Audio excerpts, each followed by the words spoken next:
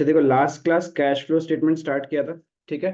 Cash flow statement फिर से एक बार रिवाइज कर लेता है। क्या होता है? It is a statement to show inflows and outflows of cash. तो purely it will be prepared as per which basis of accounting? Cash basis of accounting, ठीक है। इनफ्लोज और आउटफ्लोज को तीन एक्टिविटी में डिवाइड किया। Number one operating, number two investing, number three financing. Operating किसके लिए होता है? Day to day activities, day to day business के लिए जो कंपलसरी काम है जो अपन करता है उसके लिए operating activity. Then extra earning capacity बढ़ाने के लिए क्या करते हैं? Investing activity. एंड उसके बाद में बोरोइंग्स करने के लिए हम लोग क्या करते हैं? पैसा लाने के लिए financing activity. Is it clear? ये तीन एक्टिविटीज था। ध्यान रखना एग्जाम के अंदर में एक तो ये कैटेगरी ऑफ क्वेश्चन आ सकता है कि ऑपरेटिंग के में कौन सा जाएगा, इन्वेस्टिंग में क्या होगा और फाइनेंसिंग में कौन सा ट्रांजेक्शन जाएगा। तो मेक श्योर कि आप जो जिस एंटरप्राइज के बारे में पूछा उसका नाम पढ़ लेना। इफ फाइनेंशियल इंस्टीट्यूशंस के बारे में बोला है देन उनके लिए इंटरेस्ट पे करना, रिसीव करना, वो सब ऑपरेटिंग एक्टिविटी हो जाएगा क्योंकि उनका डे टू डे काम है वो सब, वो ध्यान रखना। Is it clear? फिर जाते जाते हम लोगों ने एक फॉर्मेट बनाया था कि ऑपरेटिंग एक्टिविटी से कैसे सॉल्व करना है बाय इनडायरेक्ट मेथड, ठीक है। कैश फ्लो का जो फॉर्मेट है कौन से अकाउंटिंग स्टैंडर्ड नंबर में प्रिस्क्राइब्ड है? Accounting standard number 3। Accounting standard number 3 में कैश फ्लो स्टेटमेंट का फॉर्मेट है। उसके अंदर में दो मेथड्स बताए गए। कौन से? Direct and indirect. अपने को कौन सा पढ़ना है? इनडायरेक्ट मेथड, ठीक है। इनडायरेक्ट मेथड में ऑपरेटिंग एक्टिविटी का फॉर्मेट बनाया था, राइट। जहां पे अपन स्टार्ट करता है प्रॉफिट बिफोर टैक्स। आज इसको पूरा समझेगा अच्छे से, इसके ऊपर क्वेश्चंस भी करेगा। एक बार ऑपरेटिंग एक्टिविटी का ग्रिप आ गया उसके बाद कोई प्रॉब्लम नहीं, बिकॉज इन्वेस्टिंग और फाइनेंसिंग के लिए कोई फॉर्मेट नहीं है। जस्ट वहां पे आपको प्लस माइनस करना है। कैश फ्लो स्टेटमेंट में डेबिट क्रेडिट होता है क्या?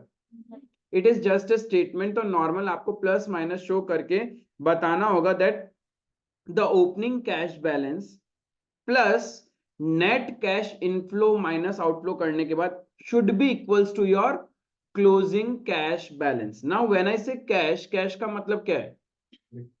Cash and cash equivalents. Cash and cash equivalents, इसमें क्या क्या आएगा? Cash in and cash at bank, marketable securities, current investment जो हाईली लिक्विड है, ठीक है, लेसर देन 3 मंथ्स के लिए है, वो सारा मेरा कैश एंड कैश इक्विवेलेंट्स में आएगा। Is it clear? एक बार देखो कुछ सर्टेन नंबर ऑफ क्वेश्चन होगा आपका डीके गोल्ड बुक का, प्रैक्टिकल क्वेश्चंस निकालो। क्वेश्चन नंबर 1 से लेके 5 तक, उसमें जस्ट आपको क्लासिफाई करना है whether it will B operating में जाएगा, इन्वेस्टिंग में जाएगा या फाइनेंसिंग में जाएगा। पहले उन क्वेश्चंस को कवर करो एंड टेल मी कोई डाउट है क्या, फिर हम लोग डिस्कशन स्टार्ट करेगा इसका।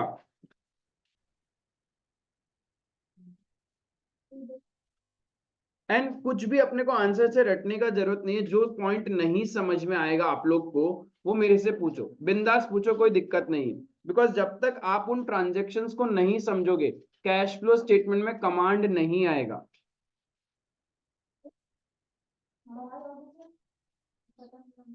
होना चाहिए, देखो एक और होना चाहिए।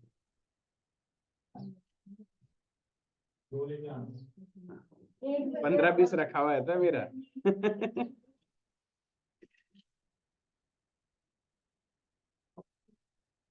पहला क्वेश्चन क्या है? Identify the following transaction as belonging to operating, investing, financing and cash equivalents. आपको बताना है कौन सा ट्रांजेक्शन ऑपरेटिंग में जाएगा, कौन सा इन्वेस्टिंग में, कौन सा फाइनेंसिंग में, कौन सा कैश इक्विवेलेंट्स में,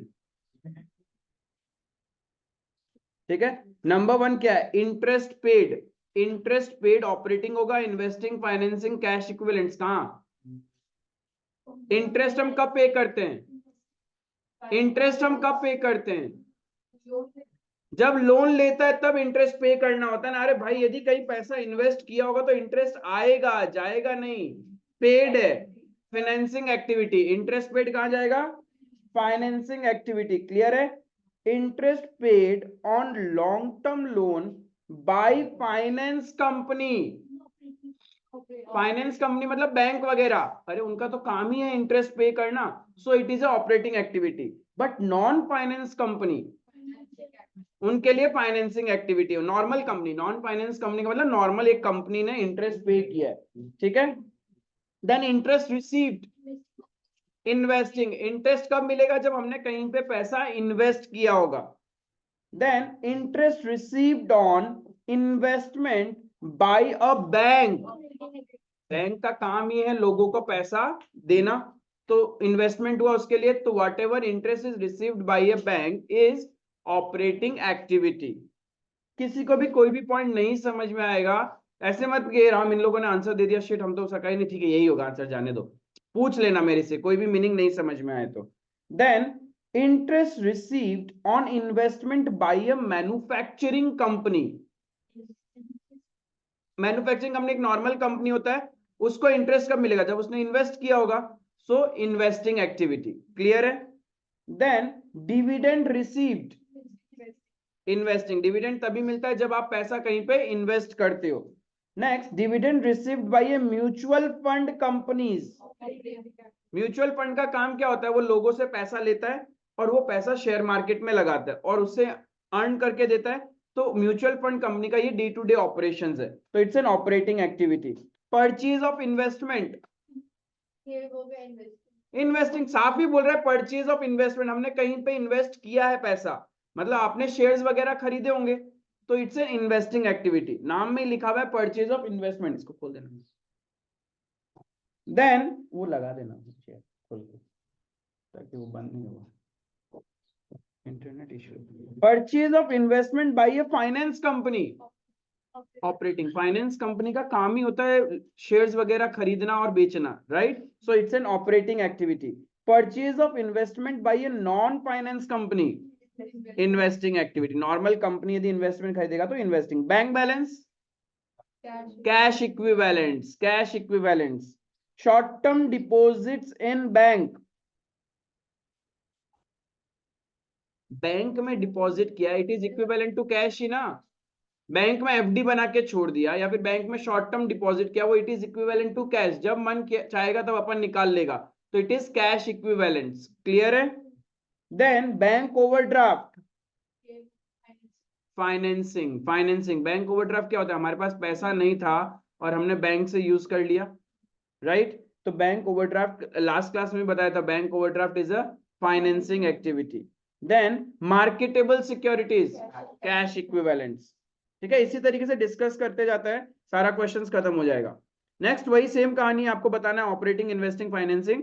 जिसके पास बुक नहीं वो मेरे से सुन लो, कोई बात नहीं, लेकिन यहाँ पे देखो दो चीज है, दो क्वेश्चन है एक ही क्वेश्चन में, एक एक कि आपको बताना है from financial enterprise point of view, कि कंपनी एक फाइनेंस कंपनी है। बैंक ओवरड्राफ्ट फाइनेंसिंग में कैसे आया? आपके बैंक में पैसा था 10 रुपए और आपने खर्चा कर दिया 50 रुपए, तो 40 रुपए का तो बोरोइंग्स ही किया ना तुमने, बट वो शॉर्ट टर्म बोरोइंग्स है, इसलिए वो फाइनेंसिंग है। देन नंबर 2 में देखो क्या पूछा है, एक तो आपको बताना है फाइनेंशियल एंटरप्राइज के point of view, financial enterprise का मतलब डे टू डे जिसका काम होता है पैसे से, लोगों से पैसा लेना और आगे बोरोइंग्स वगैरह देना, ठीक है? एंड एक पूछा नॉर्मल, एक मैन्युफैक्चरिंग कंपनी है, तो पहले हम नॉर्मल कंपनी के बारे में डिस्कस करते हैं। Normal company, purchase of shares of a company, investing, एक नॉर्मल कंपनी जब शेयर्स खरीदेगा किसी और कंपनी का, तो it's an investment, investing activity. Proceeds from sale of shares, जब शेयर्स खरीदा तब इन्वेस्टिंग था, तो उन शेयर्स को वापस बेचोगे तभी भी तो इन्वेस्टिंग एक्टिविटी होगा ना। क्लियर है? क्लियर है? Next, brokerage paid on purchase of shares, investing, अरे इन्वेस्टमेंट लेने के लिए जो जो खर्चा करते हैं वो भी इन्वेस्टिंग है तुम्हारे लिए। क्लियर है? Then loans and advances made to third party, investing, तुमने किसी को लोन्स एंड एडवांस दिया है, नहीं एक्स्ट्रा अर्निंग बढ़ाने के लिए, इंटरेस्ट इनकम अर्न करने के लिए, तो ये भी इन्वेस्टिंग एक्टिविटी है। Dividend and interest received on securities, dividend और इंटरेस्ट तभी मिलता है जब हम पैसा कहीं पे इन्वेस्ट करते हैं, राइट? तो investing activity. Salary paid to employees, operating. Interest paid on debentures, financing, debenture हम इशू करते हैं बोरो करने के लिए, तो उसके ऊपर जो इंटरेस्ट पे करेगा वो भी क्या हो जाएगा? Financing activity. क्लियर है? Dividend paid to share holder, shares issue करना फाइनेंसिंग है, तो उसके ऊपर जो डिविडेंड बांटोगे तुम लोग वो भी फाइनेंसिंग है। क्लियर है? ये तो हो गया एक नॉर्मल कंपनी के पॉइंट ऑफ व्यू से, नॉर्मल कंपनी के पॉइंट ऑफ व्यू से। Now assuming these transactions are of financial company.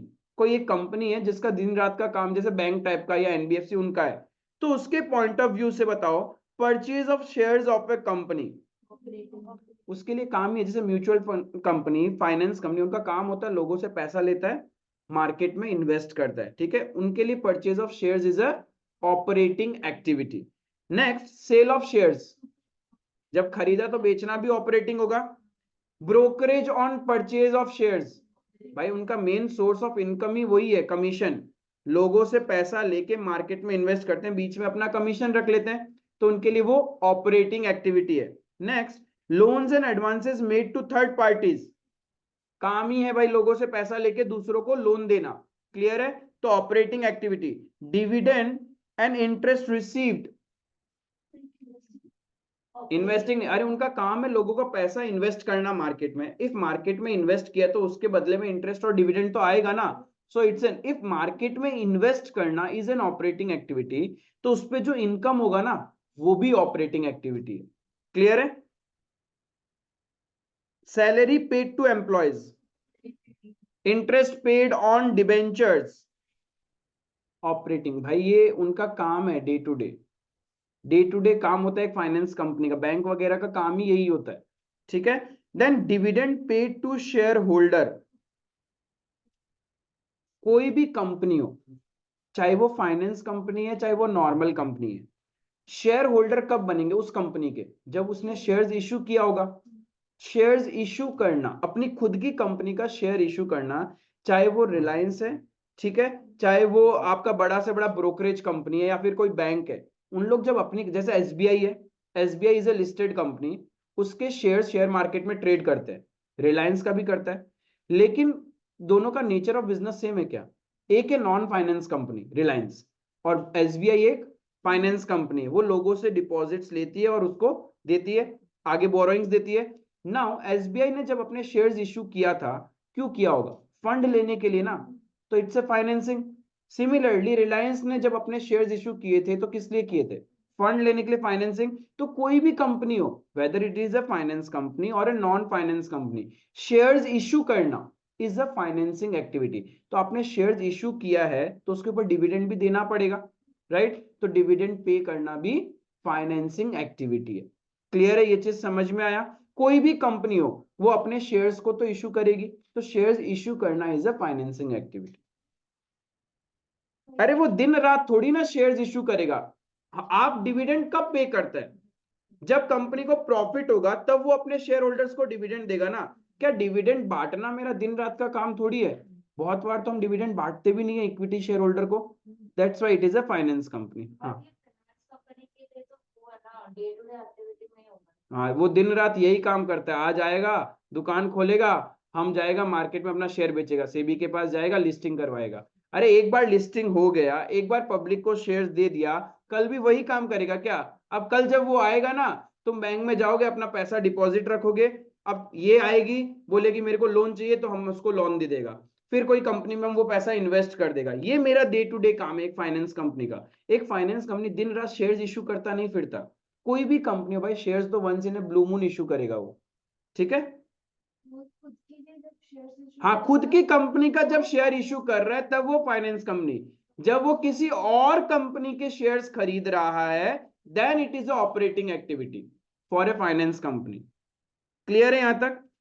Number 3 question में सेम वही ट्रांजेक्शन है, वही चीज दिखता है। Purchase of shares, normal company है, purchase of shares, normal company. Suppose तुम्हारी खुद की अपनी कंपनी है, दिमाग में सेट करो कि हमारी ये कंपनी है। अब हम, तुमने, किसी ने हो सकता है कि मेडिसिन का मैन्युफैक्चरिंग प्लांट लगाया, किसी ने क्लोथ मर्चेंट का लगाया, किसी ने कुछ और लगाया, ठीक है? उस हिसाब से सोचो कि हमारी ये कंपनी है। अब हम किसी और कंपनी के शेयर्स खरीद रहे हैं। सपोज तुम बैठे हो अपने ऑफिस में, शेयर मार्केट देख रहे हो, ओ अडानी तो बूम जा रहा है, रिलायंस कंपनी तो ठीक है, थोड़ा पैसा इन्वेस्ट कर देते हैं, उसके शेयर्स खरीद लेते हैं, तो ये क्या हुआ तुम्हारे लिए? Investing activity. क्लियर है? गया internet? Next, buyback of equity shares. Financing, equity share issue करना फाइनेंसिंग है, तो उसको जब तुम वापस खरीदेगा अपना ही कंपनी का शेयर्स, तो वो फाइनेंसिंग हुआ ना। कंपनी जब अपना इक्विटी शेयर इश्यू करता है then it is a financing activity. तो जब उसको वापस खरीदेगा तभी भी तो फाइनेंसिंग ही है। जस्ट लाइक ए रिडम्पशन, आप डिवेंचर इश्यू करता है, इट्स अ फाइनेंसिंग। तो डिवेंचर्स का रीपेमेंट करेगा तभी भी तो फाइनेंसिंग ही है ना, आउटफ्लो। क्लियर है? Payment of share issue expenses,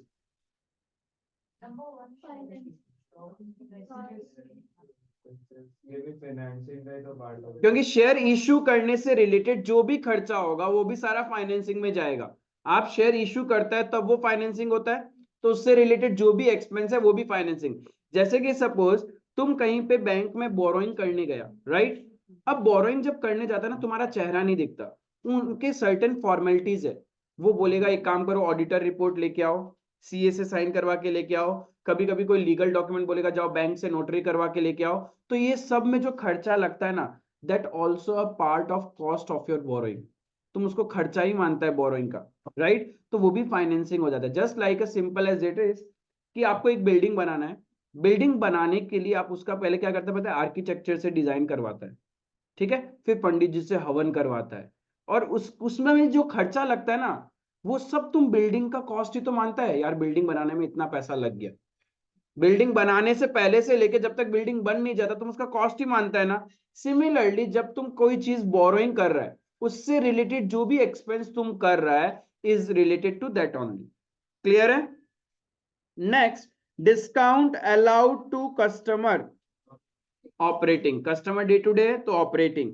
discount received from supplier, supplier बोले तो क्रेडिटर, क्रेडिटर से डिस्काउंट मिला। Next, increase in balance of cash credit. अब ये कैश क्रेडिट होता क्या है? CC limit, yes, financing cash credit. It is just a shape of bank overdraft. Bank overdraft हर किसी को मिलता है, बट कैश क्रेडिट क्या होता है? बिजनेसमैन को ज्यादा मिलता है एज पर देयर टर्नओवर या प्रॉफिट। उधार मतलब उनका फिक्स रहता है। हर बिजनेसमैन का एक बैंक अकाउंट होता है, करंट अकाउंट। उसके अंदर बैंक एक ऑप्शन देता है उनको सीसी लिमिट का। CC limit basically cash credit limit, जहां पे आपके पास पैसा नहीं भी होगा तभी भी आप बिजनेस के लिए बैंक से विड्रॉ कर सकता है। किसी बिजनेसमैन को 10 lakhs मिलता है, किसी को 20, किसी को 30, किसी को 50, किसी को 1 crore, depending upon the business to business उनके कितने ट्रांजेक्शन होते हैं, बैंक के साथ फ्रीक्वेंट ट्रांजेक्शन कितना है, नॉर्मली ऑन एन एवरेज तुम्हारे बैंक में कितना पैसा रहता है, टर्नओवर कितना, उसके बेसिस पे बैंक पहले से आपको क्या करता है? एक सीसी लिमिट दे देता है कि आप टेंशन मत लो, आपके लिए हम 50 लाख रुपए साइड रख रहे हैं, आपको जब जरूरत है तब यूज करना, जब जब आप यूज करोगे तब आपका इंटरेस्ट लगेगा, नहीं यूज करोगे तो इंटरेस्ट नहीं लगेगा। That is a CC limit. It is a बड़ा bank overdraft, because normal bank overdraft छोटू सा होता है, आप ज्यादा ओवरड्राफ्ट नहीं कर सकते। जैसे कि आपका सेविंग अकाउंट है, बहुत बार आपका बैंक बैलेंस है ना नेगेटिव चला जाता है, वो नेगेटिव बैंक बैलेंस ओवरड्राफ्ट ही तो है। बट बिजनेस में ऐसे नहीं होता, बिजनेस के केस में सीसी लिमिट लेना पड़ता है। यदि समझ लो आज आपको गुड्स परचेज करना है, 10 लाख रुपए का गुड्स परचेज करना है, लेकिन आपके बैंक में बैलेंस नहीं है, लेकिन सप्लायर को तो पैसा भेजना है, देन क्या होता है? आप बैंक से ऑलरेडी सीसी लिमिट लेके रखता है, वो भेज देता है। फिर आपके पास गुड्स आएगा, सेल करोगे, वो पैसा बैंक में डिपॉजिट करोगे, तो वो सीसी सेट ऑफ होता रहता है। और जैसे ओवरड्राफ्ट नेगेटिव से पॉजिटिव बदल जाता है ना, वैसे वो सीसी भी सेट ऑफ हो जाता है। Is it clear? तो कैश क्रेडिट क्या हो गया तुम्हारे लिए? Financing activity. क्लियर है? Then repayment of long term loan, financing. Loan लेना फाइनेंसिंग है तो उसका पैसा चुकाना भी financing. Repayment of short term loan, फर्क ही नहीं पड़ता हमें लॉन्ग टर्म है या शॉर्ट टर्म है, लोन तो लोन ही है। Proceeds from short term borrowings, borrowings वही वाला काम है। Then dividend paid on preference shares, preference share जब इश्यू किया होगा तब फाइनेंसिंग है, तो उसके ऊपर डिविडेंड दे रहे हो तुम, तो वो भी फाइनेंसिंग है। कंपनी डिविडेंड कब देती है? जब उनसे पैसा लिया होगा। क्लियर है? Next, short term deposits in bank, cash, अभी थोड़ा देर पहले किया था, deposits in bank, cash and cash equivalents. Short period के लिए ऐसे ही पैसा पड़ा था, तो आजकल तो होता ना 15 दिन, 20 दिन, 1 महीना, 2 महीना के लिए भी एफडी बना सकता है तुम, तो बना लिया, उसको ब्रेक करके वापस पैसा आ जाएगा। जब तुम ब्रेक करेगा उसी टाइम तुम्हारे पास पैसा आ जाएगा, उसको हम लोग बोलते हैं शॉर्ट टर्म डिपॉजिट। क्योंकि क्या होता है डिपॉजिट्स के ऊपर जो रेट ऑफ इंटरेस्ट है और नॉर्मल बैंक में जो रेट ऑफ इंटरेस्ट मिलता है ना वो डिफरेंस है। तो आप सोचते हैं यार ऐसे ही मेरे पास पैसा पड़ा है बैंक में, हम 15 दिन या 1 महीना तो इसको यूज नहीं करने वाला, तो तुम 15 दिन या 1 महीना का एफडी बना लेते हैं, नॉर्मल इंटरेस्ट जो मिलना था उससे ज्यादा ही तुमको मिलता है। ठीक है, इस तरीके से आजकल करते हैं फ्लेक्सी प्लान्स जिसको हम लोग बोलते हैं। Next, rent received by a company whose main business is real estate business। इसका काम ही यही है भाई, भाड़े पे देना, मस्त बैठ के खा रहा है। Rent receive by a company whose main business is manufacturing investing, extra property होगा उससे रेंट मिल रहा है उसको। क्लियर है? आओ next, purchase of goods on credit. अब आपको बताना है पैसा इनफ्लो होगा या आउटफ्लो होगा। अभी तक तो हमने क्लासिफाई करना सीखा कि कौन सा ऑपरेटिंग में जाता है, इन्वेस्टिंग में क्या होता है और फाइनेंसिंग में कौन सा जाएगा। Now you have to say there will be an inflow of cash और आउटफ्लो ऑफ कैश, या फिर नो फ्लो, ना तो पैसा आएगा ना ही पैसा बिजनेस से जाएगा। Purchase of goods on credit, कुछ नहीं होगा। Purchase of goods on credit, goods खरीदा, क्रेडिटर इंक्रीज हो गया, पैसा आया गया क्या? कैश परचेज होता तब पैसा जाता ना, उधार में गुड्स खरीदने से तो पैसा जा ही नहीं रहा। Right, purchase of goods on credit, no flow. Next बताओ, sale of goods costing ₹20,000 for ₹15,000 for cash, कितने का? 15,000 का इनफ्लो ऑफ कैश। ठीक है। Purchase of fix assets on long term deferred payment basis, आधा जन को समझ ही नहीं है long term deferred payment basis. एक तरह से उधार में खरीदा, मतलब तुमने लॉन्ग टर्म पीरियड के लिए खरीदा, धीरे धीरे करके पैसा चुकाएगा। बहुत बड़ा मशीन खरीदा, एक बार में तुम्हारा औकात नहीं था चुकाने का, तुम उसको बोला भैया हम हर साल थोड़ा थोड़ा करके दे देगा, that is long term deferred payment. तुमने पेमेंट को क्या क्या डेफर कर दिया एंड धीरे धीरे इंस्टॉलमेंट में चुकाएगा। तो बेसिकली आज तो कुछ नहीं दे रहा है, तो इसका ना तो इनफ्लो हो रहा है कैश का, ना ही आउटफ्लो हो रहा है, नो इफेक्ट। ठीक है। जैसे आप लोग बड़ा बड़ा महंगा महंगा कार खरीदता है, तुम लोग सब महंगा महंगा लोग, BMW ऑडी, सारा पैसा एक साथ देता है क्या? That is long term deferred payment basis होता है, धीरे धीरे करके पैसा चुकाता है तुम लोग। हाँ, इफ डाउन पेमेंट दिया है तो जितना डाउन पेमेंट दिया है वो आउटफ्लो ऑफ कैश है, बाकी सब तुम्हारे लिए नो फ्लो है। क्लियर है? Next, issue of shares against purchase of fixed asset, no flow, consideration other than cash हो गया ये तो। Then cash received from a trade receivables 10,000, discount allowed 1,000, कितना? यहाँ पे आप वो भी हाँ 9,000 कर सकते हो। 10,000 कैश रिसीव्ड ही 10,000 है, तो कैसे 9,000? 11,000 मिलना था, उसमें से 1,000 रुपए का डिस्काउंट अलाउ कर दिया और 10,000 तुम्हें मिला है, तो इनफ्लो कितना होगा? 10,000 होगा ना। ऐसा थोड़ी ना बोला इसमें से आपने 1,000 का डिस्काउंट दिया है, लिखा क्या? Cash received from a trade receivables, तो उतना तो मिला ही आपको। ठीक है। Sale of fix assets, book value है 25,000, 20,000 में बेचा, इनफ्लो ऑफ कैश कितना रुपए का? 20,000, इररिलेवेंट कितने का था कितने का नहीं था। Old furniture, book value 10,000, return of. Right of करने का मतलब क्या होता है? बुक से हटा देना। तो तुम्हारे बुक्स में एक फर्नीचर था, तुमने उसको बुक से हटा दिया, पैसा आया क्या? No flow. क्लियर है? Bills receivable endorsed to trade payables, no effect. मेरे पास एक बिल्स रिसीवेबल था, मेरे से एक जन पैसा मांगता था, जब वो पैसा मांगने आया मैंने उसको वो बिल दे दिया, मेरा तो पैसा कुछ गया ही नहीं ना, एसेट और लाइबिलिटीज का सेट ऑफ हो गया, तो no effect, no flow. Discount of ₹2,000 received while making payment to a creditor of 20,000, outflow तो होगा। 20,000 का क्रेडिटर था, उससे 2,000 का डिस्काउंट मिल गया, तो 18,000 का तो आउटफ्लो होगा तुम्हारा, 18,000 आउटफ्लो होगा ना, तो outflow of cash 18,000। Cash deposited into bank, no effect, क्योंकि तुम्हारा कैश जाएगा तो बैंक बढ़ भी तो जाएगा, तो no effect. Sale of marketable securities for cash, marketable securities क्या होता है? कैश तो कैश इक्विवेलेंसी तो है, एक कैश कम हुआ और एक कैश बढ़ा, कहाँ इफेक्ट होगा? No effect. क्लियर है? मार्केटेबल सिक्योरिटीज खुद ही अपने आप में कैश है, यदि तुम उसको बेचा तो कैश माइनस हुआ, फिर वापस कैश प्लस हो गया, तो बिजनेस के कैश में कहाँ इंपैक्ट हुआ? Then sale of long term investment for cash,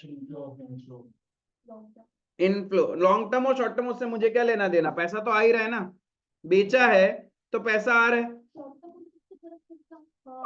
लेकिन फिर उसको बोलना पड़ता है ना हाईली लिक्विड है ना क्या है, कुछ वो बोलता, कोई टेंशन नहीं है।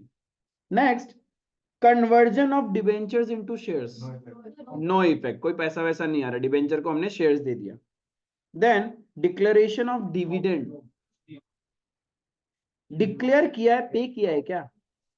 डिक्लेयर किया है क्या आपने, पे किया है क्या? जस्ट डिक्लेयर किया हमने, पे करेंगे तब आउटफ्लो होगा। अभी तो जस्ट बुक्स में अकाउंटिंग एंट्री आया, प्रोविजन बनाया होगा हमने डिविडेंड का, पेमेंट ऑफ डिविडेंड, हाँ ये आउटफ्लो है। क्लियर है? Received interest on investment, inflow of cash. Receipt of dividend, inflow.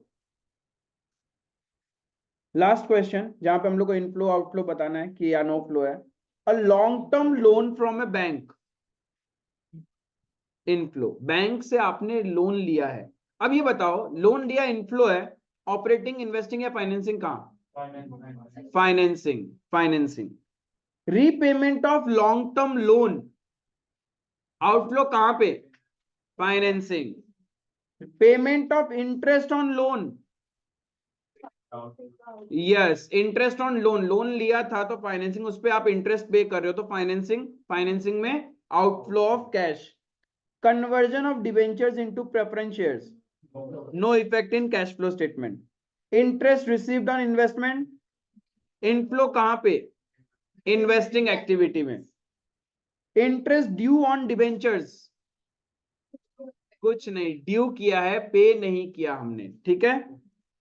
Receipt of accrued interest, inflow, पहले ड्यू हो गया था, अब हम लोग को मिल रहा है, तो हम लोग कैश फ्लो कैश बेसिस पे बनाता है, ठीक है। मिल रहा है तो इनफ्लो ऑफ कैश, और इंटरेस्ट मिल रहा है तो हमने पैसा इन्वेस्ट किया होगा ना, तो इन्वेस्टिंग एक्टिविटी में इनफ्लो ऑफ कैश, ठीक है। Then purchase of securities of a company, outflow of cash कहां पे? कैसे फाइनेंसिंग? हम खरीद रहे हैं, इशू नहीं कर रहे। हम किसी कंपनी का सिक्योरिटीज खरीदेंगे, वो तो इन्वेस्टमेंट करना हुआ ना। जब हम हमारी कंपनी की सिक्योरिटीज इश्यू करते हैं, then it is a financing. भैया ये रेसीट ऑफ एक्रूड इंटरेस्ट क्या मतलब क्या होगा? इंटरेस्ट मिला तुमको, पहले तुम्हारा अक्रू हो कैसे इंटरेस्ट कब मिलता है तुमको? आपका कोई लोन, अच्छा लोन तुमने किसी को दिया होगा या इन्वेस्ट किया होगा तब इंटरेस्ट मिल रहा है ना, तो इन्वेस्टिंग एक्टिविटी।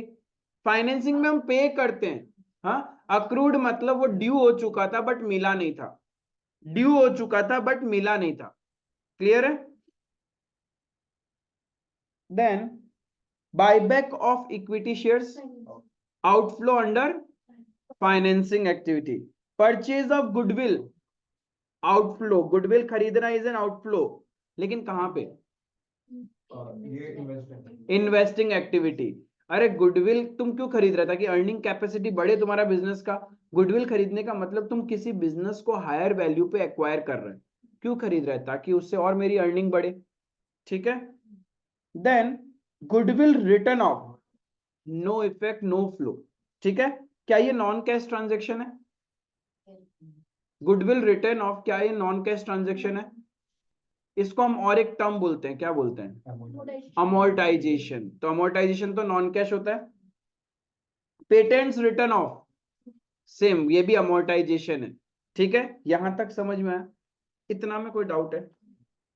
इफ ये समझ में आया तो आगे भी चीजें समझ में आएगी।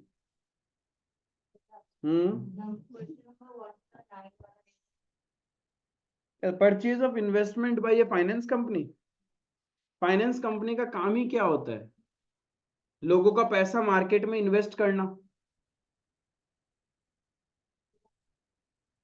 क्योंकि वो नॉन फाइनेंस कंपनी है, वो एक नॉर्मल कंपनी है।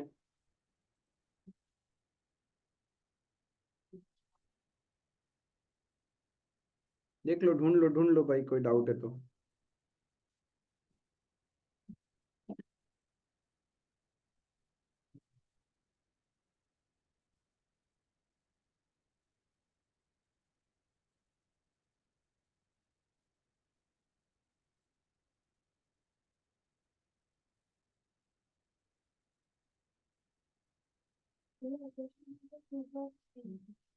2 का 3 ब्रोकरेज पे। अरे तुम, ये तो वही वाला बात हो गया ना, जैसे मैंने अभी बोला, हम लोन लेने गया, लोन लेने के लिए बैंक में गया, बैंक बोलता है नहीं आप सीए सर्टिफिकेट लेके आओ, बैंक से नोटरी करवा के लेके आओ। तो वो जो सीए फीस और बैंक में जो हम फीस देगा, आई मीन कोर्ट में, तो वो तो मेरा फाइनेंस करने के लिए हुआ ना। तो जब तक फाइनेंसिंग से रिलेटेड हम जो भी एक्सपेंस करता है वो भी फाइनेंस एक्टिविटी में आउटफ्लो है। ये भैया को दे दो ना, इसको चार्ज करना है। थोड़ा दिन बाद ये क्या करेगा, ई बाइक खरीद के लेके आएगा, भैया लगा दे क्या, 1.5-2 घंटा चल ही रहे तब तक कॉस्ट इफेक्टिव हो जाएगा काम। शाना है तो। नींद से उठता है भैया, रात को यूज करते करते सोता है, कहाँ समय मिलेगा चार्ज करने का। आप बोल रहा था इंटरनेट क्यों नहीं चल रहा है, बोल रहा था सो गया है। 9% तो 9 घंटा चल जाता तुम्हारा। अभी तो यूज नहीं कर रहा ना, तो क्या करें। यूटिलाइज कर रहे हो तुम फोन का। ठीक है, हो गया वो सब। अब देखो operating activity, the most important part indirect method में। अच्छे से देखना, ऑपरेटिंग एक्टिविटी का एक फ्लो होता है। एक बात बताओ, बिजनेस के अंदर में कैश में गुड सेल करना ऑपरेटिंग एक्टिविटी है, कैश परचेज करना ऑपरेटिंग एक्टिविटी है। बहुत सारे एक्सपेंसेस और इनकम आप जो यहाँ ट्रेडिंग पीएनएल में दिखाते हैं, इसमें से बहुत सारा ऑपरेटिंग है, ठीक है। बहुत सारा एक्सपेंसेस एंड इनकम यहाँ पे क्या होता है, ऑपरेटिंग है, जिससे या तो इनफ्लो ऑफ कैश हो रहा है या फिर आउटफ्लो ऑफ कैश हो रहा है। लेकिन हमारा स्टेटमेंट ऑफ पीएनएल सारे inflows and outflows of cash को कवर नहीं करता, ये सिर्फ क्या करता है, एक्सपेंस और इनकम को कवर कर रहा है। लेकिन बिजनेस में डे टू डे ऑपरेशन में और भी इनफ्लो और आउटफ्लो होता है, जैसे डेटर से पैसा आना, वो भी तो एक इनफ्लो ऑफ कैश है। Cash basis of accounting follow करना है तो डे टू डे एक्टिविटी में डेटर से भी तो पैसा आता है, राइट। देन क्रेडिटर्स को हम पे भी तो करते हैं, बिल्स रिसीवेबल था उससे पैसा आ गया, तो ये सारे ट्रांजेक्शन भी तो मुझे कवर करना पड़ेगा ना। क्लियर है। लेकिन क्या ये सारे ट्रांजेक्शन मेरा पीएनएल कवर करता है क्या? पीएनएल सिर्फ एक्सपेंसेस और इनकम को कवर करता है। इफ तुम्हारे बुक्स में एक डेटर है 10,000, तुमको उससे 10,000 रुपये मिल गया, तो उससे कोई फायदा हुआ क्या? डेटर था 10,000 और उससे पैसा मिल गया 10,000, तुम्हारा कोई प्रॉफिट हुआ क्या? मिलना था मिल गया, राइट। तो पीएनएल तो उसको कवर नहीं करेगा ना, राइट, नहीं करेगा। इसीलिए along with the statement of PNL transaction, along with the statement of PNL transaction, मुझे मेरे अदर ट्रांजेक्शंस जो डे टू डे ऑपरेशन से रिलेटेड है कवर करना है। अब वो लिखे हुए कहाँ होते हैं? बिजनेस में दो ही तो चीज लास्ट में बनाते हैं हम, एक स्टेटमेंट ऑफ पीएनएल और एक बैलेंस शीट। क्या बनाते हैं? एक स्टेटमेंट ऑफ पीएनएल और एक बैलेंस शीट। अब बैलेंस शीट के अंदर मुझे बताओ डे टू डे एक्टिविटी वाली कौन सी एसेट और लाइबिलिटीज है। मैं टी शेप में समझाने की कोशिश करता हूं, तो ऑलरेडी आप लोग को शेड्यूल 3 आता है। ऐसा कुछ बैलेंस शीट होता है, इसके अंदर non current assets, share holder fund, non current liabilities, current liabilities and then इधर करंट एसेट्स, ऐसा होता है। वो बात अलग है, शेड्यूल 3 में equity and liability and then assets वाला पार्ट आता है, बट होता तो यही सारे हेड्स है ना। इसके अंदर day to day business activity वाला कौन सा आइटम्स है?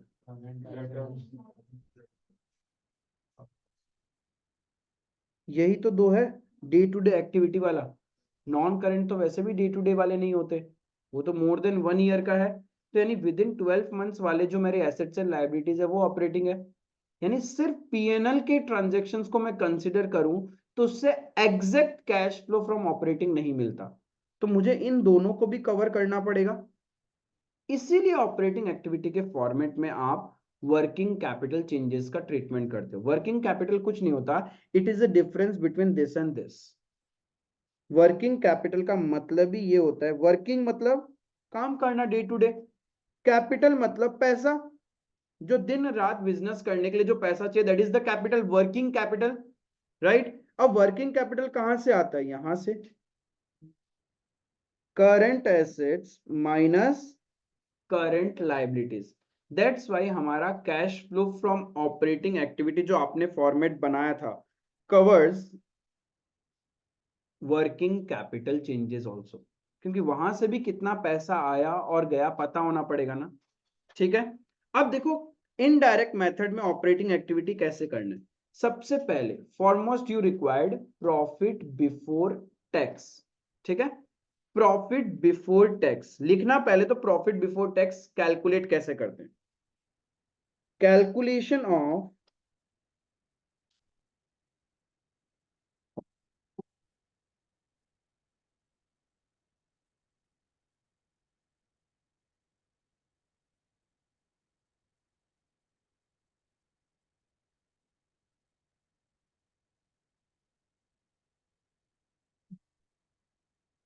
प्रॉफिट बिफोर टैक्स,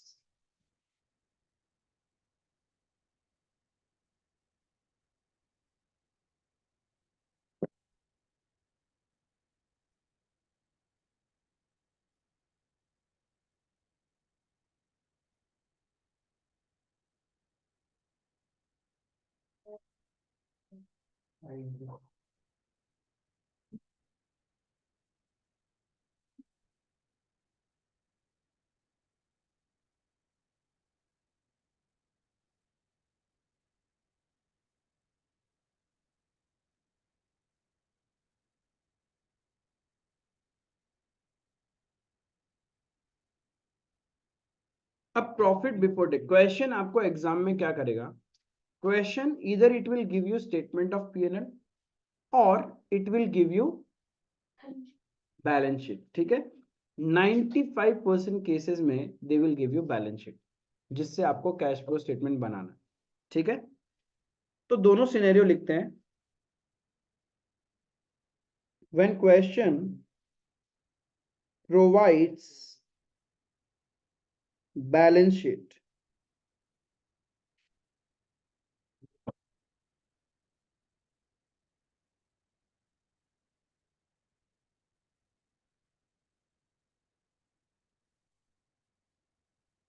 जब क्वेश्चन बैलेंस शीट देगा तो मुझे ये बताओ कि मुझे प्रॉफिट से रिलेटेड कहानी बैलेंस शीट में कहां लिखी हुई थी।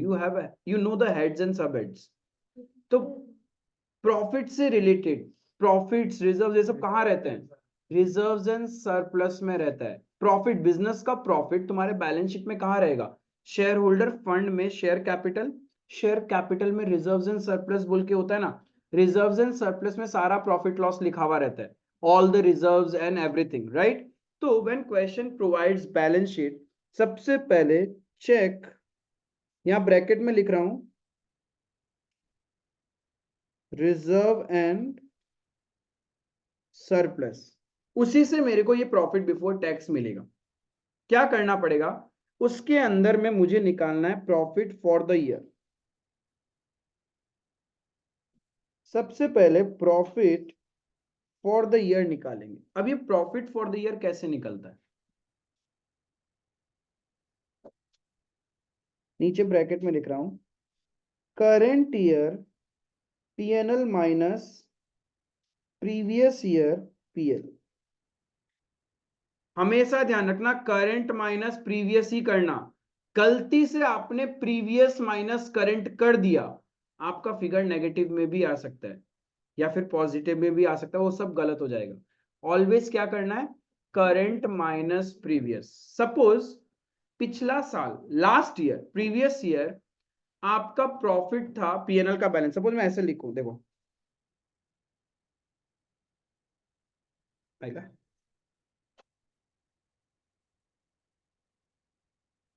ये 2022, ये 2023 अज्यूम, पीएनएल का बैलेंस,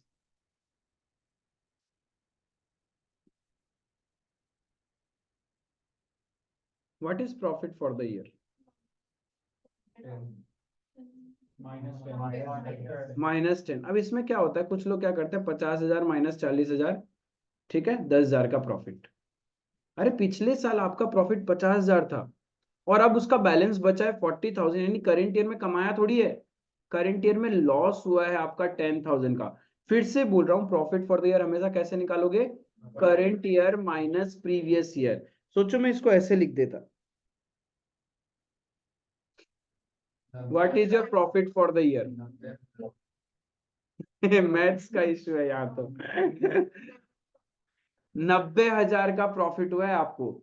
अरे प्रीवियस ईयर पीएनएल नेगेटिव में चल रहा था 50,000, अब आपका पीएनएल पॉजिटिव पहुंच गया 40,000, तो 50,000 नेगेटिव से 40,000 पॉजिटिव कैसे आया होगा? पहले 50 का अर्निंग किया होगा तो जीरो, और फिर 40 और एक्स्ट्रा कमाया होगा ना, यानी पूरे साल में आपने कितना प्रॉफिट अर्न किया है? 90,000, तब जाके पीएनएल का बैलेंस हो रहा है 40,000। आया समझ में? So always current year minus previous year करना, यहाँ बहुत सिली मिस्टेक होता है। एवरेज ब्रेन से ऊपर जो शार्प वाले हैं उनकी बात नहीं कर रहा हूं, एवरेज ब्रेन वालों से मिस्टेक होता है। ऐसे लगता है कि क्या इजी, तो इसको बताने का क्या जरूरत था, ये उनको लग रहा है कि जिनसे गलतियां नहीं होती है, बट मिस्टेक होना नेचुरल है। और एग्जाम में और जो ब्लंडर होता है ये ईयर्स में, मैक्सिमम ऑफ द क्वेश्चन क्या होता है, पहला column current year, next column previous year होता है, और एग्जाम में वो गेम खेलते हैं, उल्टा कर देते हैं, पहला column previous year, next column current year कर देते हैं, और हमारा फ्लो रहता है this minus this, this minus this, this minus this, और हमारा फोकस ही नहीं जाता कि ईयर का कॉलम कौन सा था। फिर आधा क्वेश्चन सॉल्व कर लेते तो सब समझ में आता, शिट ये तो सब उल्टा उल्टा करना था। तो बहुत अच्छे से ऑब्जर्व करना कि आपका करंट ईयर कौन सा है और प्रीवियस ईयर कौन सा है, उसी में खेलते हैं उन लोग। क्वेश्चन टफ नहीं होता, बट हम लोग इतने ज्यादा रश में होते हैं ना फटाफट करने के चक्कर में, ये माइनर सी चीजें को नोटिस नहीं करते और इससे पूरा आंसर चला जाता है। क्लियर है? तो सबसे पहले रिजर्व एंड सरप्लस में पीएनएल का बैलेंस देखेगा, जिसमें current year minus previous year करेगा, तो we will have profit for the year. एक साल का प्रॉफिट निकल गया। बेसिकली आपने प्रॉफिट फॉर द ईयर निकाल लिया। प्रॉफिट फॉर द ईयर का मतलब पता है आपने क्या निकाला? ये निकाल लिया आपने, this is my profit for the year. But हमें चाहिए क्या? Profit before tax. तो प्रॉफिट बिफोर टैक्स तक पहुंचने के लिए, इस स्टेज तक आने के लिए मुझे क्या करना होगा? जो चीजें मैंने माइनस की उसको वापस प्लस करूंगा। रिवर्स चल रहे हैं ना हम लोग, बिकॉज हम बैलेंस शीट से कैश फ्लो स्टेटमेंट बना रहे हैं, यानी पूरे साल का ट्रांजेक्शन निकालना है, तो रिवर्स ही जाना पड़ेगा, 31 मार्च से पीछे ही जाना पड़ेगा।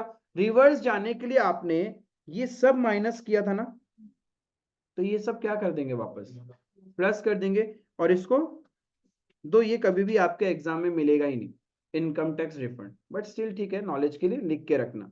समझ में आया? तो चार चीज एड बैक करना है, plus provision for income tax. ये कौन सा होता है पता है?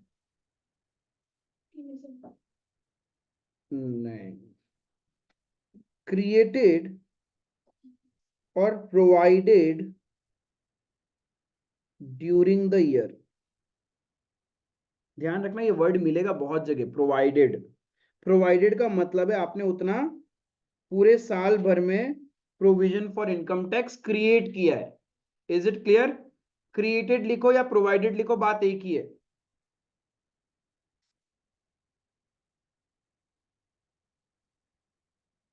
प्लस सारा पैसा तो हम बांटते नहीं है, कुछ पैसा कहां करते हैं? Transfer, transfer to reserves. क्योंकि यदि तुम्हारा रिजर्व्स बढ़ रहा है तो अपने आप तो नहीं बढ़ रहा होगा ना, प्रॉफिट से ही तुमने उसमें पैसा ट्रांसफर किया होगा, तो ट्रांसफर टू रिजर्व्स।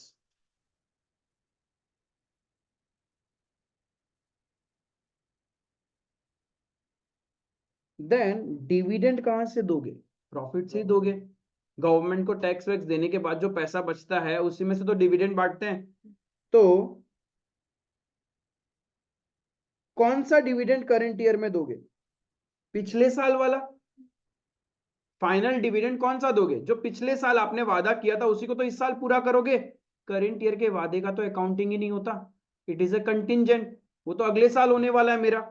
तो propose dividend of previous year and interim dividend, ये तो करंट ईयर का ही होता है।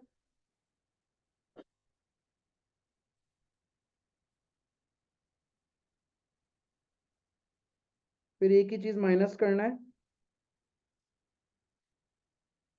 इनकम टैक्स रिफंड, तब जाके आपको मिल जाएगा प्रॉफिट बिफोर टैक्स। समझ में आया? This is our first step जहां से हमें cash flow from operating activity start करनी। यहां तक क्लियर है? Provision for profit current year. हाँ, सिर्फ करंट ईयर वाला। यहां तक ठीक है? अब यदि क्वेश्चन स्टेटमेंट ऑफ पीएनएल दिया तो, when question provides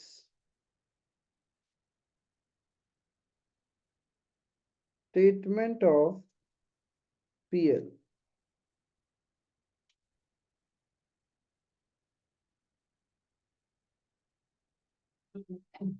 directly pick profit before tax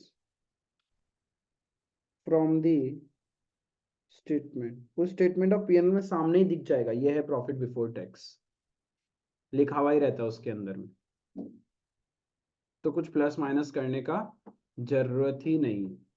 is it clear?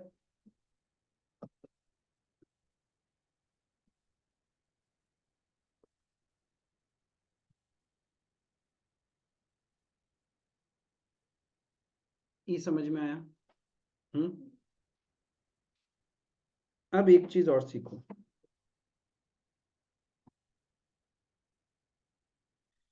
Provision for income tax business के लिए एसेट है या liability? Provision for income tax business के लिए एसेट है या लाइबिलिटी है? लाइबिलिटी, पे ऑफ करना है गवर्नमेंट को। प्रोविजन हमेशा कंपनी के लिए लाइबिलिटी ही होता है। Any type of provision is a liability for company. Future में पे करना, उसके लिए आज हमने प्रोविजन बनाया। ठीक है? अब देखना क्या होगा, आपको बहुत बार प्रोविजन फॉर इनकम टैक्स से रिलेटेड एडिशनल इंफॉर्मेशन में पॉइंट होगा। जब जब एडिशनल इंफॉर्मेशन में पॉइंट होगा, आप एक लेजर अकाउंट बनाओगे प्रोविजन फॉर इनकम टैक्स का, हमेशा बनाओगे, क्योंकि उससे एक बैलेंसिंग फिगर निकलेगा। क्या निकलेगा देखना अच्छे से। when there is an additional, यानी आप घर जाके अच्छे से नोट्स को रिवाइज नहीं करते हो, एक एक आइटम मैंने क्या बोला कैसे आ रहा है, कभी कैश फ्लो में रिदम नहीं आएगा, क्योंकि आप रट नहीं सकते।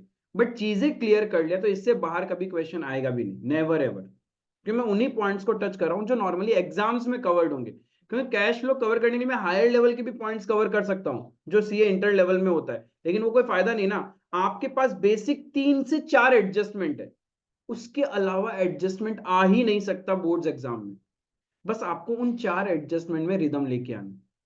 क्लियर है? तो जो जो वर्किंग नोट्स में सिखा रहा हूं वो सारे आपको रिक्वायर्ड रहेंगे। when there is an additional information,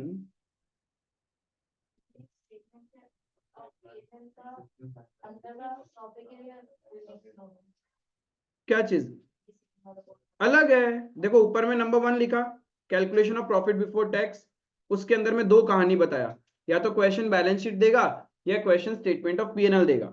balance sheet देगा तो रिवर्स कैलकुलेशन करके हमें प्रॉफिट बिफोर टैक्स निकालना है, और क्वेश्चन स्टेटमेंट ऑफ पीएनएल देगा तो कुछ नहीं करना, उसमें दिख जाएगा तुमको कि ये प्रॉफिट बिफोर टैक्स है, बस डायरेक्टली उसको पिकअप कर लेंगे।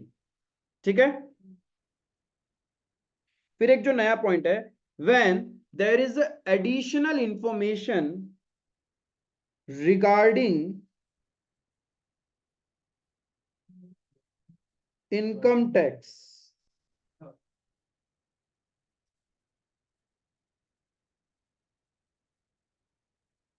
generally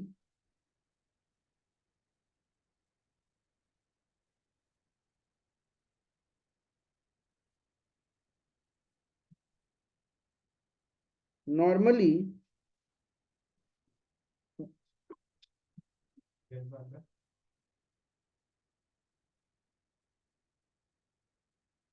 following one point is given। 2 point लिखूंगा, उसमें से कोई एक पॉइंट आपके पास दिया हुआ रहेगा। फिर अटक गया, क्या है भाई सवेरे सवेरे। वैसे तो सबसे वाहियात इंटरनेट है वो एयरटेल का।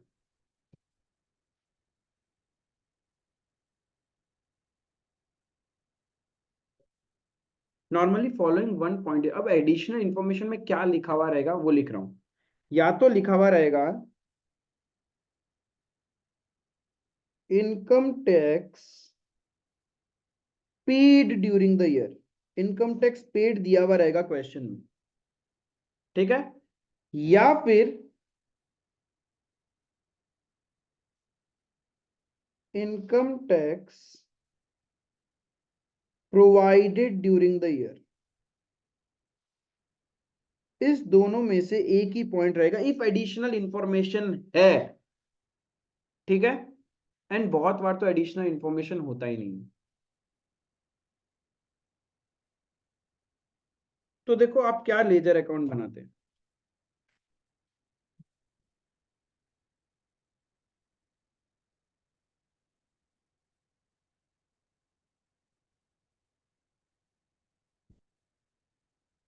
लाइबिलिटी है तो ओपनिंग बैलेंस क्रेडिट साइड में and closing balance debit side में। ये दोनों ओपनिंग और क्लोजिंग बैलेंस तो बैलेंस शीट में दिया हुआ रहेगा तुम्हारे पास में, इसमें कुछ दिमाग नहीं लगाना। अब एक होता है ड्यूरिंग द ईयर तुमने कितना क्रिएट किया और ड्यूरिंग द ईयर कितना पे किया, राइट। जब पे करेगा तो एंट्री क्या होगा, provision for income tax account debit to bank account. जब पे करेगा तो टू बैंक होगा ना, तो जब भी आप पे करोगे तो इधर आ जाएगा टू बैंक जितना पे किया है। तो एडिशनल इंफॉर्मेशन में टू बैंक वाला यदि फिगर दिया हुआ है तो बैलेंसिंग फिगर ये निकल जाएगा कितना क्रिएट किया तुमने। और क्रिएट कहां से करते हैं हम, PNL appropriation, right. And if during the year कितना क्रिएट किया वो पता चल गया तो पेड बैलेंसिंग फिगर आ जाएगा। तो दोनों में से कोई एक इंफॉर्मेशन आपको बैलेंसिंग निकालना पड़ेगा। क्यों जरूरत है, ये कहां शो करते हैं हम,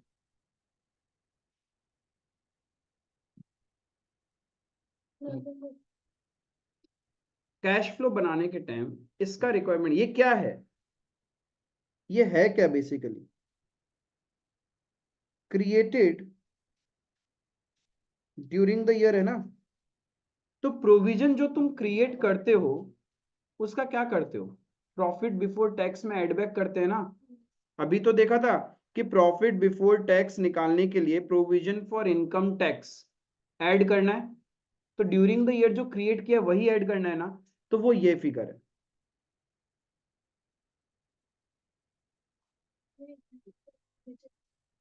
ये लेजर में ओपनिंग बैलेंस लाइबिलिटी है, क्लोजिंग बैलेंस, ठीक है। फिर जितना पे कर दिया तो टू बैंक करके पे हो गया, और जितना क्रिएट किया वो लाइबिलिटी बढ़ गया, ठीक है। हाँ हमेशा दिया हुआ रहेगा, कुछ नहीं करना। हाँ इफ ये फिगर क्वेश्चन खुद दे दे तो ये बैलेंसिंग फिगर निकल जाएगा, ये फिगर क्वेश्चन दे दे तो ये बैलेंसिंग फिगर निकल जाएगा, ठीक है। इसको अपन कहां दिखाता है, प्रॉफिट बिफोर टैक्स में एड बैक करता है। और अच्छे से cash flow from operating activity का फॉर्मेट देखो, उसमें देखो लास्ट में इनकम टैक्स पेड लिखा था हमने। ऑपरेटिंग एक्टिविटी जब कैलकुलेट कर रहे थे लास्ट में आपने इनकम टैक्स पेड लिखा है, मिला इनकम टैक्स पेड एकदम लास्ट में। अरे ये रहा, ये इनकम टैक्स पेड क्या था, अभी जो वर्किंग नोट में आपने टू बैंक लिखा ना, ये वही है।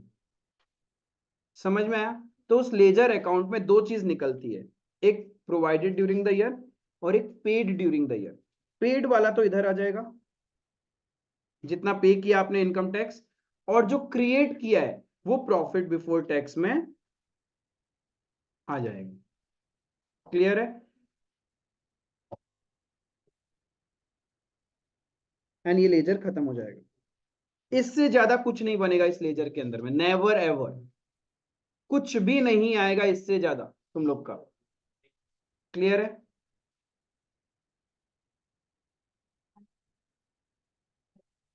जो ड्यूरिंग द ईयर क्रिएट किया है वो बाय पीएनएल में आएगा, और जो ड्यूरिंग द ईयर पे किया है वो टू बैंक में आएगा।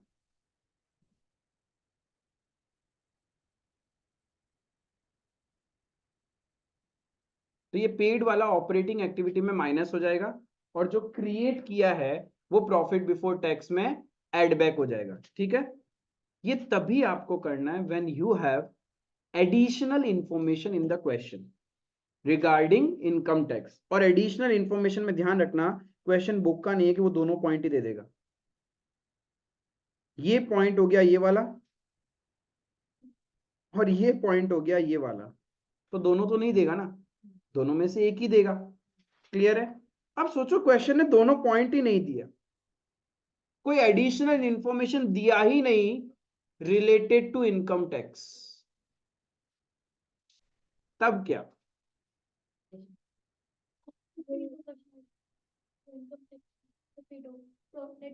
ऐसा कभी होता ही नहीं, हमें तो प्रॉफिट बिफोर टैक्स ही चाहिए, हमें तो profit before.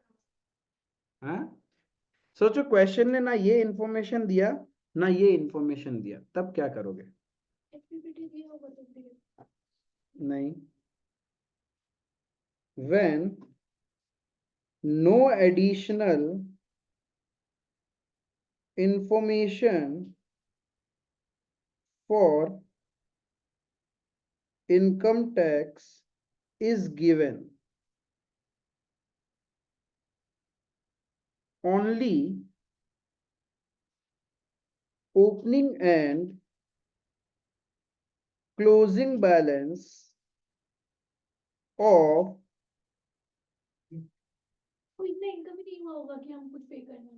Provision for tax क्यों बना के रखा था? करंट ईयर का भी बनाया है, प्रीवियस ईयर का भी बना हुआ है।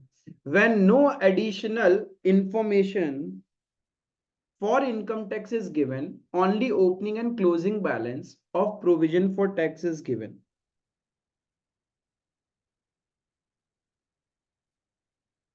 तब क्या करोगे?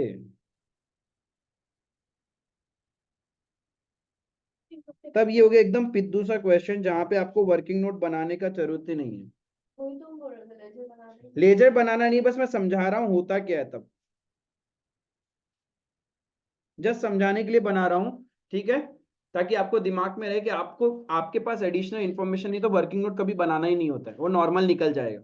ठीक है? अब ये नॉर्मल कैसे होगा? आपके पास ओपनिंग और क्लोजिंग बैलेंस तो है,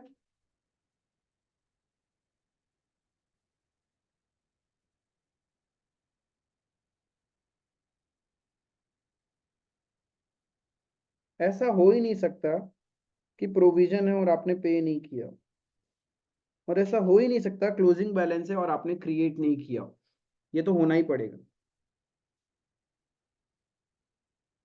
ये तो होगा ही होगा हमेशा, ऑलवेज। तब क्या करना? एडिशनल इंफॉर्मेशन तो था नहीं। लेट्स हाइपोथेटिकली अज्यूम यहाँ 5,000 है और यहाँ 8,000 है।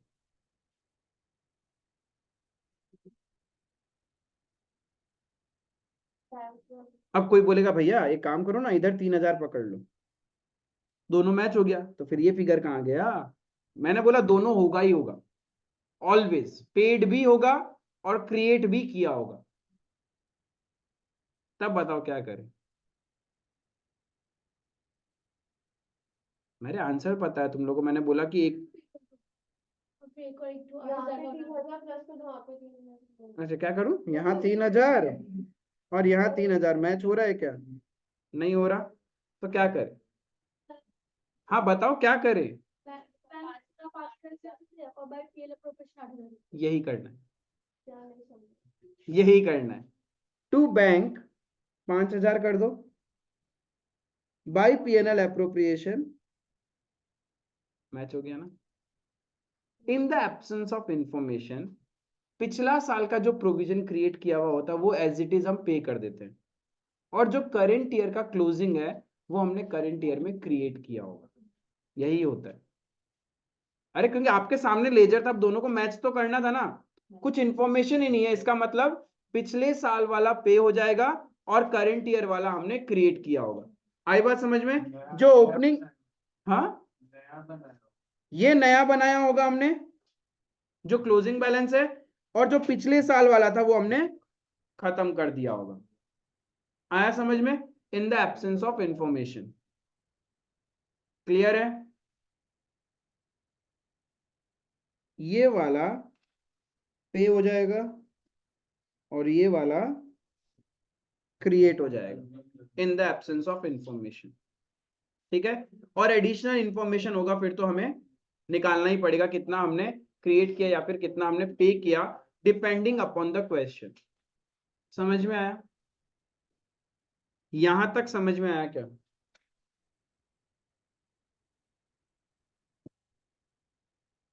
और एक सिनेरियो हो सकता है, सोचो बैलेंस शीट में प्रोविजन फॉर इनकम टैक्स का ओपनिंग और क्लोजिंग बैलेंस ही नहीं दिया, और क्वेश्चन सिर्फ एडिशनल इंफॉर्मेशन में लिख दे इनकम टैक्स पेड इतना है। जो हम लोग ऐसे किया ना वैसे ही सेव करेगा उसमें इनकम टैक्स। सुनो सुनो सुनो सुनो सुनो सुनो, यहां तक लिख लिया था आराम से। देखो एक एक पॉइंट को ड्रिल, मैं जितने सिनेरियो क्रिएट कर रहा हूं उतने टाइप के आपके एग्जाम में क्वेश्चंस बन सकते हैं। ठीक है, इसीलिए क्रिएट कर रहा हूं, ऐसा नहीं कि मेरे को मजा आ रहा है कि तुम लोग को ज्यादा पढ़ा के। ज्यादा पढ़ाना होता तो कैश फ्लो में बहुत कुछ है, बतेरी दुनिया है। कैश फ्लो बनाने के लिए इतना बड़ा कैश फ्लो बन सकता है 20 मार्क का, बट मुझे तुम लोग को उतना ही 6 मार्क तक के लेवल तक ही सिखाना है। लेकिन उसके लिए इनकम टैक्स से रिलेटेड सारा पॉइंट्स पता होना पड़ेगा, बिकॉज कौन सा पॉइंट एग्जाम में आएगा वी कैनॉट प्रेडिक्ट, बट तीनों में से एक तो रहेगा ही रहेगा। पहला है कि एडिशनल इंफॉर्मेशन दे दिया, तब वर्किंग नोट बना के निकालेंगे। दूसरा कोई इंफॉर्मेशन ही नहीं देगा, सिंपल क्वेश्चन, तो हम क्या मानेंगे, प्रीवियस ईयर वाला पे कर देंगे, करेंट ईयर का क्लोजिंग क्रिएट किया होगा। ठीक है, जो क्रिएट किया है वो प्रॉफिट बिफोर टैक्स में एड बैक हो जाएगा, और ये इनकम टैक्स पेड बोल के ऑपरेटिंग में माइनस हो जाएगा।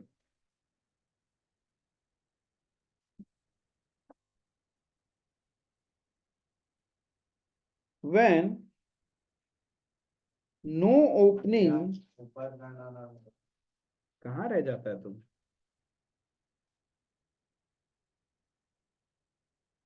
देखो when no opening and closing balance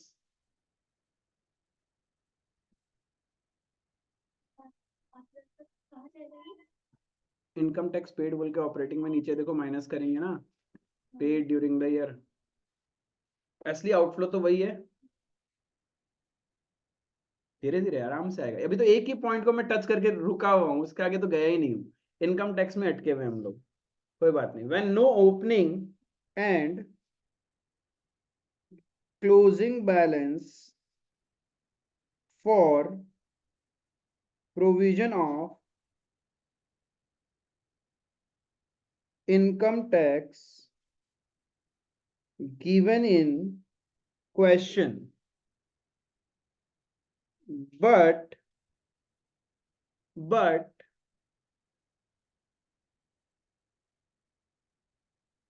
in additional information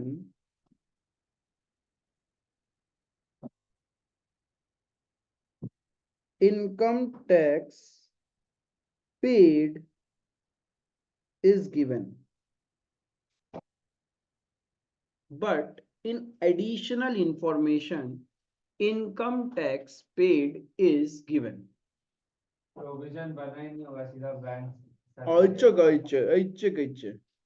provision तो बना ही होगा, ओपनिंग और क्लोजिंग बैलेंस होगा ही होगा। पे किया ओपनिंग बैलेंस और ऑपोजिट कर देगा वैसे उतना का फिर से अकाउंट बना दिया। यस करेक्ट, जो हम लोग ऊपर में किया वैसे ही तो करेगा ना। यस वही होता है। देखो बहुत लॉजिकल है, जब तक आप लेजर ड्राफ्ट नहीं करोगे तब तक समझ में भी नहीं आएगा कि क्या बोला इसने। अब इसको समझ में आ गया तो इसने बोल दिया। ओपनिंग बैलेंस नहीं पता, क्लोजिंग बैलेंस भी नहीं पता आपको, ठीक है, बट आपको एक चीज जरूर पता है, क्या पता है? पे कितना किया ये पता है आपको, और ये भी आना ही आना है यहाँ पे। चलो इतना कुछ है, ओपनिंग क्लोजिंग नहीं पता, पेड पता है आपको। Hypothetically I am taking an example, suppose paid है 50,000, पेड है 50,000, तो आपके अकॉर्डिंग हमें क्या करना चाहिए? तो क्या हुआ होगा? इट मीन्स प्रीवियस ईयर आपने 50,000 का प्रोविजन क्रिएट किया होगा, यही एजम्पशन लेना है। एंड सेम प्रोविजन आपने करंट ईयर का बैलेंस भी चलेगा, वो करंट ईयर का क्लोजिंग बैलेंस भी वही चलेगा। जितना पे किया वो अज्यूम करेगा कि पिछले साल प्रोविजन क्रिएट किया था, तो वो आपका ओपनिंग बैलेंस बन जाएगा, ठीक है। एंड उतना ही क्लोजिंग बैलेंस कंटिन्यू रहेगा। उतना ही क्लोजिंग बैलेंस रहेगा। तो मेरा बाय पीएनएल अप्रोप्रिएशन कितना आ जाएगा? समझ में आया? ये एक सिनेरियो भी बहुत बार क्वेश्चंस में रहता है। एक बार फिर से बताना। क्वेश्चन में ओपनिंग और क्लोजिंग बैलेंस नहीं दिया हुआ, जस्ट क्वेश्चन एडिशनल इंफॉर्मेशन में लिख रहा है पेड 50,000 पेड है।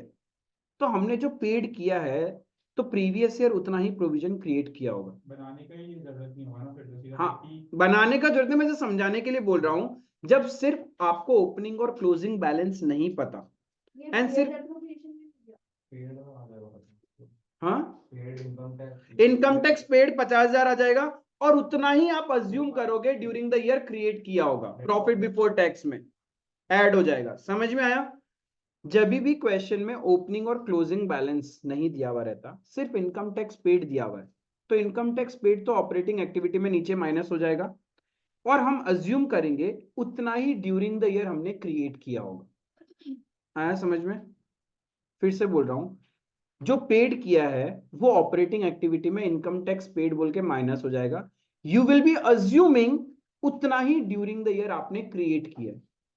तो ड्यूरिंग द ईयर जो क्रिएट किया है वो प्रॉफिट बिफोर टैक्स में एड बैक हो जाएगा, ठीक है। इस तीन सिनेरियो के अलावा आपके एग्जाम में कोई चौथा सिनेरियो बन ही नहीं सकता।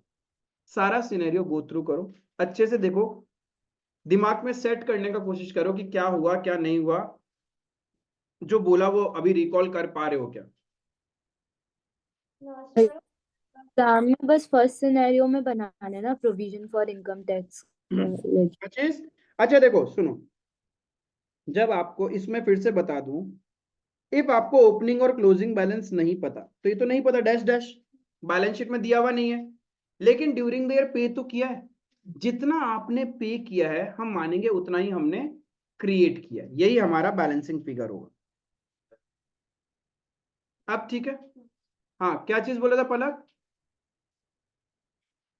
लेजर कौन कौन से सिनेरियो के लिए बनाने वो पूछ रहा था। जब एडिशनल इंफॉर्मेशन दिया हुआ रहेगा तभी लेजर बनाना है, यानी फर्स्ट सिनेरियो जो मैंने डिस्कस किया था ना, इसी में अपने को लेजर का जरूरत होता है सिली मिस्टेक से बचने के लिए। बाकी केसेस में लेजर चाहिए ही नहीं, क्योंकि जो ओपनिंग था वो पेड हो जाता है और जो क्लोजिंग है वो क्रिएट किया होगा, तो यहाँ लेजर बनाने का जरूरत नहीं है।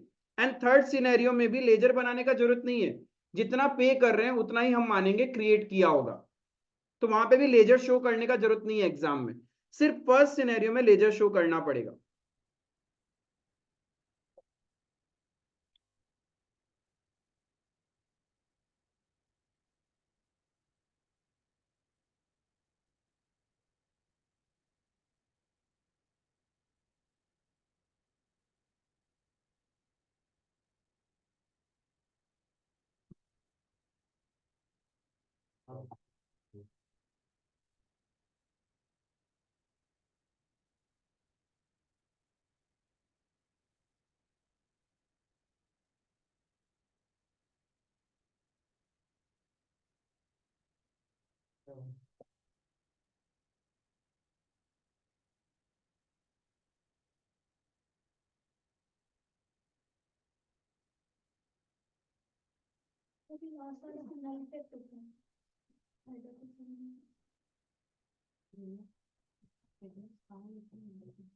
किसका?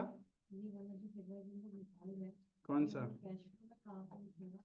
जो तुमने पे किया है वो तुम यहाँ लिखेगा इनकम टैक्स पेड बोल के, और जो तुमने क्रिएट किया है वो प्रॉफिट बिफोर टैक्स का कैलकुलेशन में ऐड बैक हो जाएगा।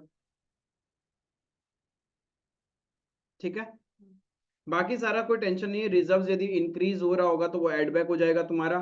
प्रोपोज डिविडेंड क्वेश्चन में दिया हुआ रहेगा, इंटरिम डिविडेंड क्वेश्चन में दिया हुआ रहेगा। इसके लिए आपको वर्किंग नोट्स का जरूरत नहीं पड़ेगा। ठीक है, सिर्फ प्रोविजन फॉर इनकम टैक्स का वर्किंग नोट्स चाहिए होता है। यहां तक ठीक है।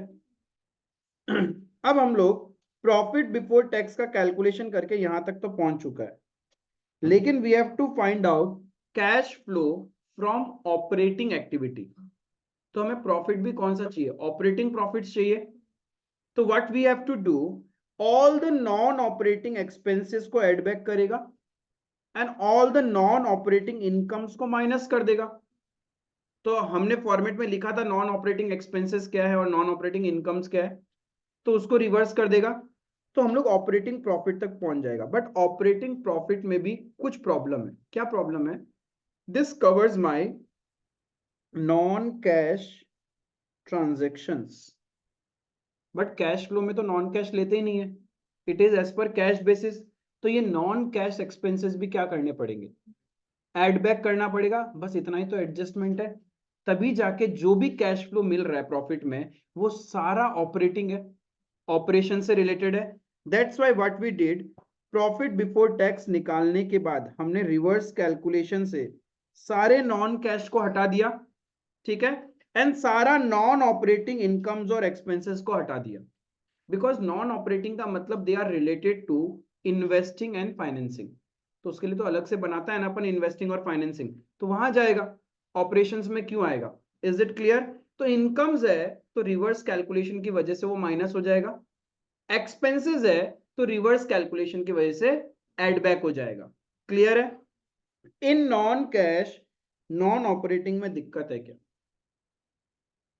अब यहां पे भी एक मेजर वर्किंग नोट चाहिए आप, एक मेजर वर्किंग नोट चाहिएगा, वो होगा fixed assets account.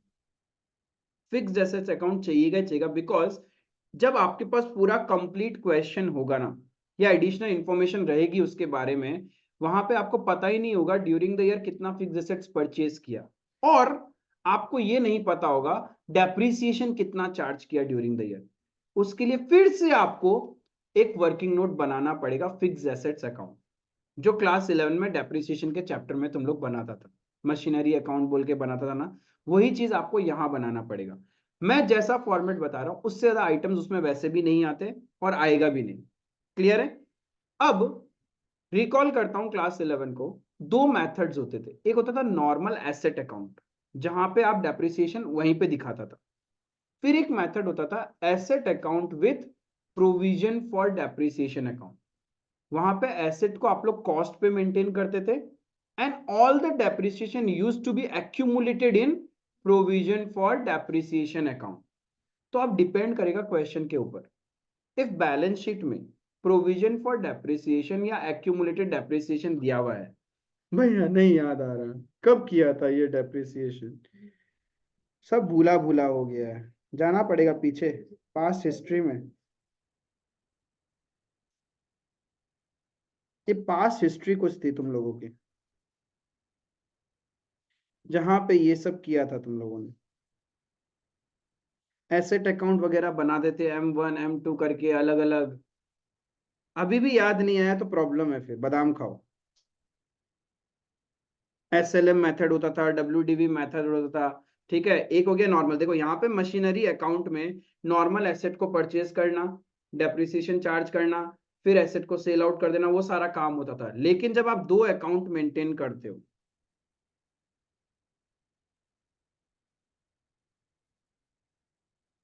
Provision for depreciation, तो क्या होता था?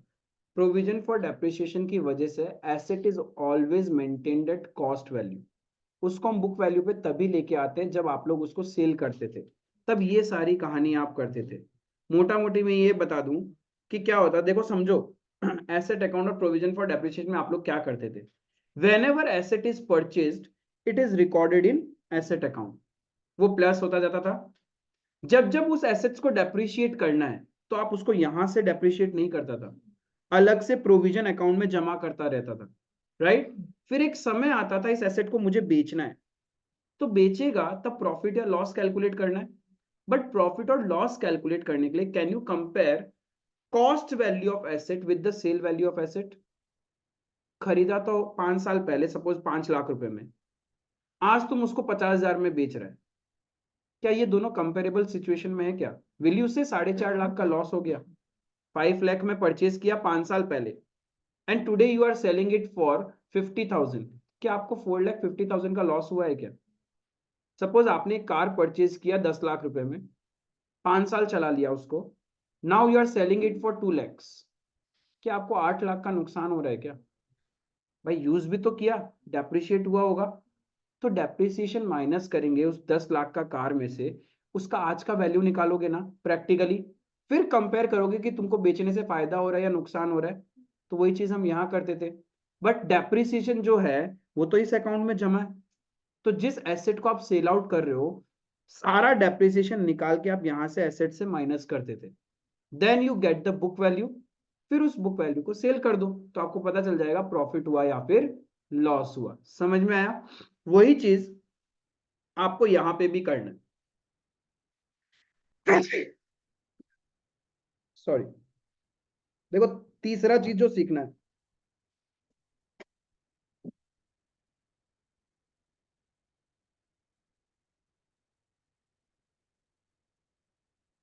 फिक्स्ड एसेट अकाउंट विदाउट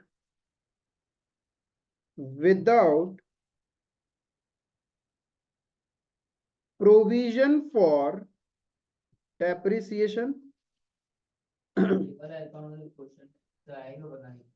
क्या चीज बनाना पड़ेगा? एडिशनल इंफॉर्मेशन में दिया हुआ रहेगा, बनाने के लिए वो कुछ नहीं बोलेगा, अपने को इंफॉर्मेशन फाइंड आउट करने के लिए बनाना पड़ेगा। वो एडिशनल इंफॉर्मेशन देगा, वो कुछ नहीं बोलेगा, वो तो एक ही चीज बोलेगा, कैश फ्लो स्टेटमेंट बनाओ या cash flow from operating activity निकाल के दिखाओ, इन्वेस्टिंग एक्टिविटी निकाल के दिखाओ। ये तो हमें पता होना पड़ेगा कि हम इंफॉर्मेशन कहां कहां से निकालेंगे। Fixed assets account without provision for depreciation, ये एक एकदम नॉर्मल सिनेरियो होता है।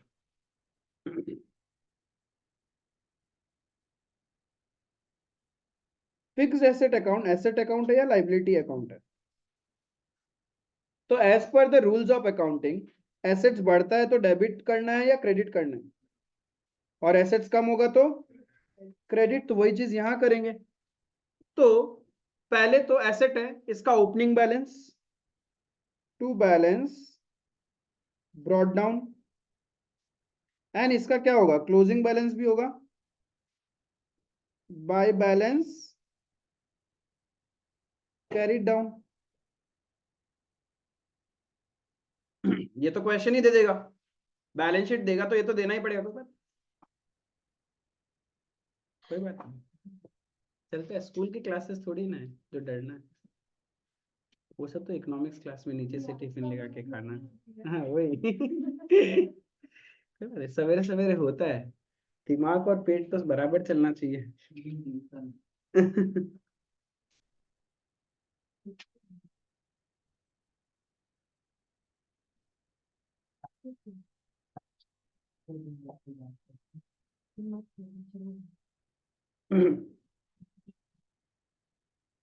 ठीक है, ओपनिंग और क्लोजिंग तो क्वेश्चन बैलेंस शीट में दे देगा।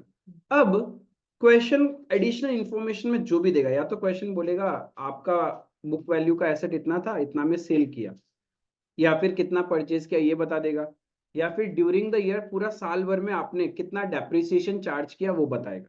इन 3 इंफॉर्मेशन में से 2 इंफॉर्मेशन बताएगा। क्या क्या बोला मैंने? एक परचेज, एक सेल्स, एक depreciation. Purchase, sale, depreciation, asset में इससे ज्यादा कुछ होता ही नहीं है। खरीदते हैं, डेप्रिशिएट होता है, सेल कर देते हैं, बस, चौथा कुछ होता ही नहीं, राइट। तो इस 3 में से 2 इंफॉर्मेशन क्वेश्चन देगा, तीसरा बैलेंसिंग फिगर निकालना पड़ेगा। Normally purchases as a balancing figure निकलता है। अब जब परचेज किया होगा तो डेबिट साइड में रिकॉर्ड करोगे या क्रेडिट साइड में? जर्नल एंट्री क्या होगा परचेज का? Asset account debit to bank account, तो खरीदा तो इधर आ जाएगा टू बैंक,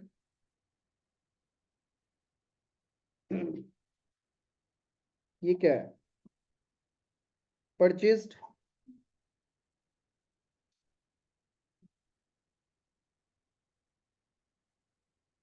फिर जो एसेट सेल करोगे, जो एसेट सेल करोगे तो एसेट जा रहा है, पैसा आएगा, bank account debit to asset account.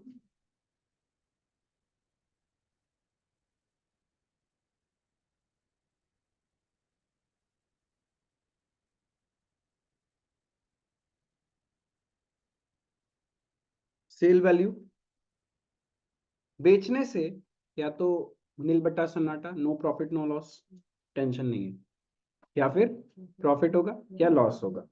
ठीक है, प्रॉफिट होने से पीएनएल अकाउंट क्रेडिट होता है, यानी asset account debit to PNL. Profit होने से इनकम, इनकम तो बढ़ेगा तो क्रेडिट होगा, एंड लॉस होने से डेबिट होगा। तो लॉस होगा तो we write it over here by loss on sale, and if profit हुआ तो इधर टू प्रॉफिट ऑन सेल। दोनों में से कोई एक ही होगा, दोनों नहीं होगा। तो वर्किंग नोट है ना, बस पीएल लिखने से भी हो जाएगा। हाँ, पीएल लिखने से भी हो जाएगा, बाय पीएल ब्रैक। जस्ट ऐसे इंफॉर्मेशन के लिए मैंने लिखा था कि आपको पता रहे कि लॉस इस तरफ आता है और प्रॉफिट इस तरफ आएगा। ठीक है, अब एक ही चीज तो मिसिंग है, दो इंफॉर्मेशन मैंने लिख दिया, एक परचेज एक सेल्स, तो तीसरा क्या था? डेप्रिसिएशन। तो ड्यूरिंग द ईयर जो डेप्रिशिएट किया उससे तो एसेट का वैल्यू कम होगा ना, तो किधर लिखेंगे? क्रेडिट साइड में, यहां एक्यूमुलेटेड नहीं, ये normal asset account by depreciation. अब इसमें से कोई एक इंफॉर्मेशन बैलेंसिंग फिगर आएगा, दो इंफॉर्मेशन क्वेश्चन देगा, एक आपका बैलेंसिंग फिगर आएगा। लेकिन एक चीज ध्यान रखना, when you writing this by depreciation, जिस एसेट को सेल कर रहे हो उसका डेप्रिसिएशन नहीं लिखते, पूरा साल भर का डेप्रिसिएशन होता है। क्वेश्चन बोलेगा कि जो एसेट आप सेल कर रहे हो ना उस पर इतना डेप्रिशिएट हुआ, उससे मुझे कोई लेना देना नहीं है, that just to calculate the book value of asset. ठीक है, ये पूरे साल भर का डेप्रिसिएशन है। आपने ये बना तो दिया, आपने क्या क्या लिखा इसमें? ये लिखा, ये लिखा, ये और ये, राइट। अब मुझे बताओ, कैश फ्लो स्टेटमेंट में क्या बोला मैंने? कैश फ्लो स्टेटमेंट में ये वैल्यू कहां जाएगा?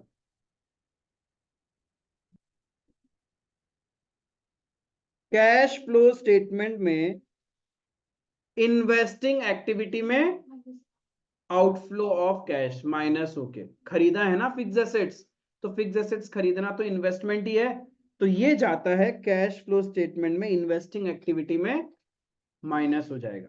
आया समझ में? ये वैल्यू कहां जाएगा?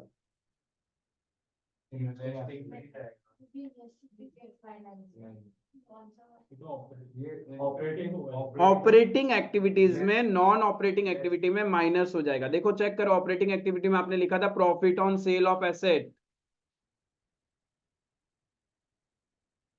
Adjustment for non cash non operating में देखो profit on sale of assets लिखा या नहीं लिखा? अरे ये तो पीएनएल में जाता है ना प्रॉफिट, लेकिन क्या ये डे टू डे ऑपरेशन से रिलेटेड है क्या? देखो पीएनएल में लिखते थे ना बाबा, कंफ्यूज काहे हो रहे हो?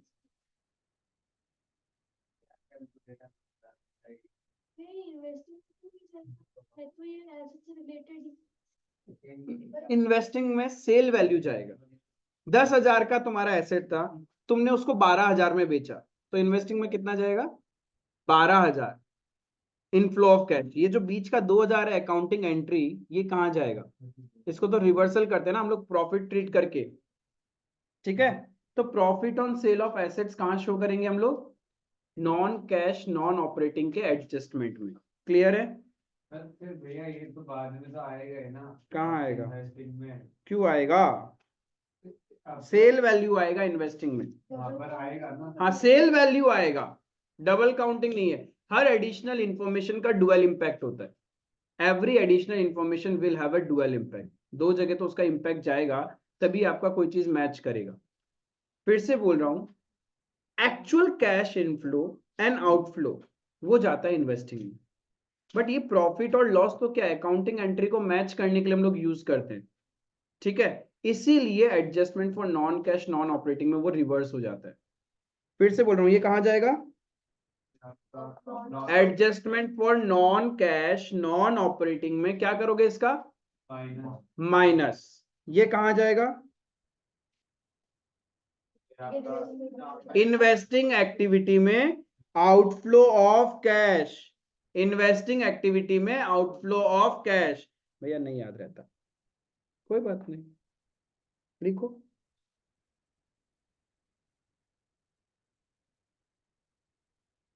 इन्वेस्टिंग एक्टिविटी में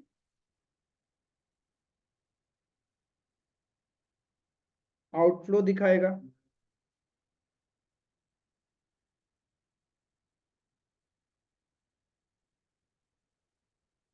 इतना डिटेल में करने के बाद तो मजाल पड़ा, कोई क्वेश्चन गलत हो जाएगा अपने से, होगा ही नहीं, इससे ज्यादा वर्किंग नोट्स बनाने ही नहीं होंगे। बेचा हुआ है 10,000 का एसेट है, हाँ, 12,000 में बेचा, तो 12,000 का इन्वेस्टिंग एक्टिविटीज में गया, इनफ्लो ऑफ कैश हो गया, 12,000 हाँ इनफ्लो ऑफ कैश हो गया, 2,000 हमारा प्रॉफिट हुआ वो हम माइनस कर दिया नॉन कैश नॉन ऑपरेटिंग में, नॉन कैश नॉन ऑपरेटिंग।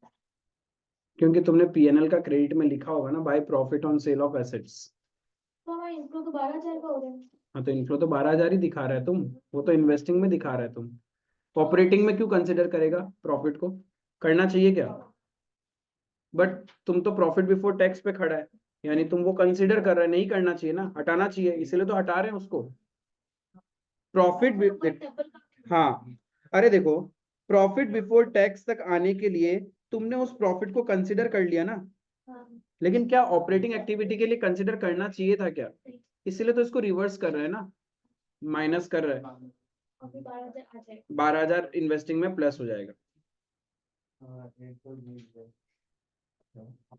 तो ये प्रॉफिट ऑन सेल कहाँ जाएगा, adjustment for non cash and non operating items में, adjustment for non cash and non operating items में। दो वैल्यू तो समझ में आया, ये वैल्यू कहाँ जाएगा, इन्वेस्टिंग एक्टिविटी में inflow of cash, investing activity में इनफ्लो, सेल किया जितना पैसा आया, इफ एसेट खरीदना इज एन इन्वेस्टमेंट तो बेचना भी तो इन्वेस्टमेंट ही हुआ, ठीक है। तो इन्वेस्टिंग एक्टिविटी में इनफ्लो,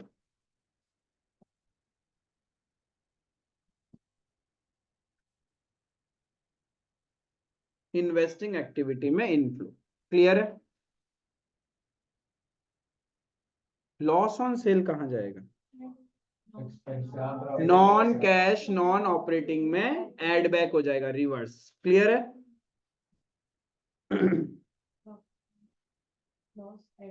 हाँ, रिवर्स कैलकुलेशन है, expenses and losses add back होंगे और प्रॉफिट्स एंड गेन्स माइनस होगा, तो ये नॉन कैश नॉन ऑपरेटिंग में जाएगा।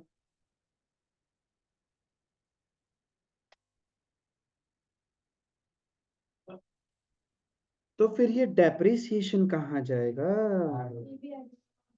Yes, non cash non operating, समझ में आया। अब लेजर नहीं बनाओगे, इफ एडिशनल इंफॉर्मेशन है तो आप निकाल ही नहीं पाओगे कौन सा फिगर क्या था।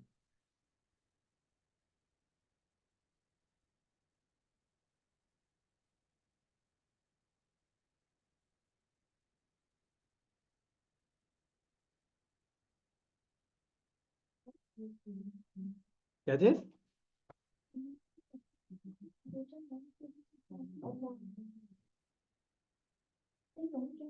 नॉन कैश का है वो तो, यहाँ तक क्लियर है। ये हो गया नॉर्मल सिनेरियो, जब क्वेश्चन में प्रोविजन फॉर डेप्रिसिएशन या एक्यूमुलेटेड डेप्रिसिएशन नहीं है, तब हम हमेशा फिक्स्ड एसेट्स अकाउंट का ऐसे ही वर्किंग नोट बनाएंगे, जो जो क्वेश्चन में एडिशनल इंफॉर्मेशन होगा पुट करते जाएंगे एंड बैलेंसिंग फिगर अपने आप निकल जाएगा। इससे ज्यादा एक आइटम भी एक्स्ट्रा नहीं आएगा, बस इतना ही आएगा। अब जो रट्टू होता है, इससे अलावा तो कुछ नहीं आने वाला, ठीक है। अब कभी कभी क्या होता है बिजनेस के अंदर में, आप दो अकाउंट मेंटेन करते हैं, asset account and provision for depreciation account, तब क्या करोगे? When you maintain two accounts, तब क्या करोगे? तो दो अकाउंट बनाएंगे वर्किंग नोट में।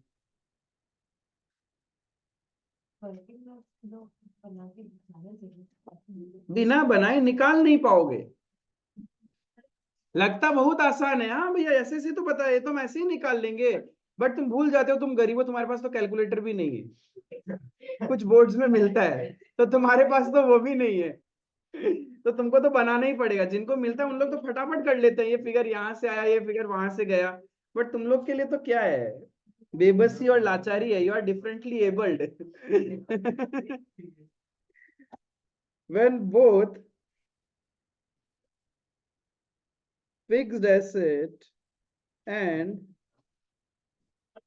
देखो वर्ड प्रोविजन लिखो या एक्यूमुलेटेड लिखो, बात एक ही है।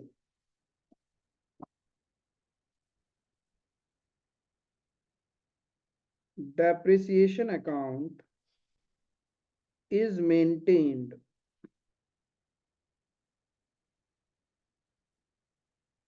जब आप दोनों मेंटेन करते हैं तो वर्किंग नोट में दोनों बनाना पड़ेगा।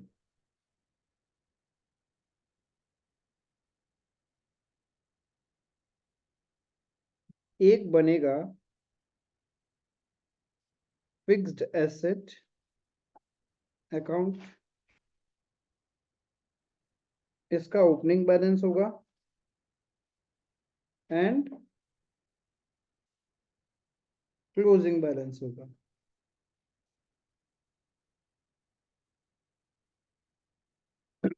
एक बनेगा प्रोविजन या फिर एक्यूमुलेटेड डेप्रिसिएशन अकाउंट, इसका भी क्वेश्चन में बैलेंस शीट में ओपनिंग बैलेंस होगा एंड क्लोजिंग बैलेंस होगा।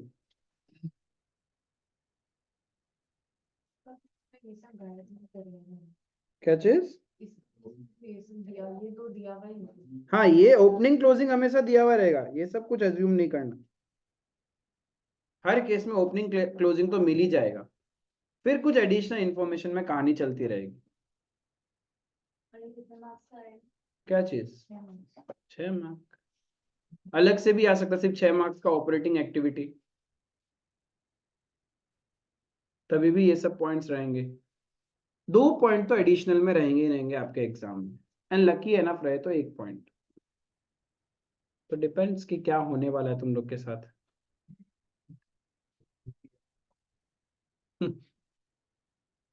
ये तो पढ़ाई चूज करके जिंदगी झंड कर लिया अपना।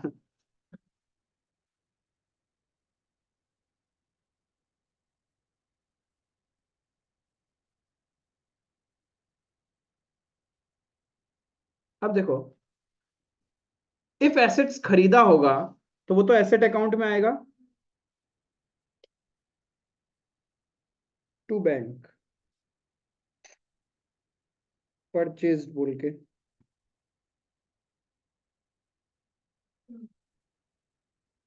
ड्यूरिंग द ईयर जो टोटल डेप्रिसिएशन है, अब डेप्रिसिएशन कहां जाएगा? प्रोविजन फॉर डेप्रिसिएशन अकाउंट में डेप्रिसिएशन आएगा आपका यहां पे।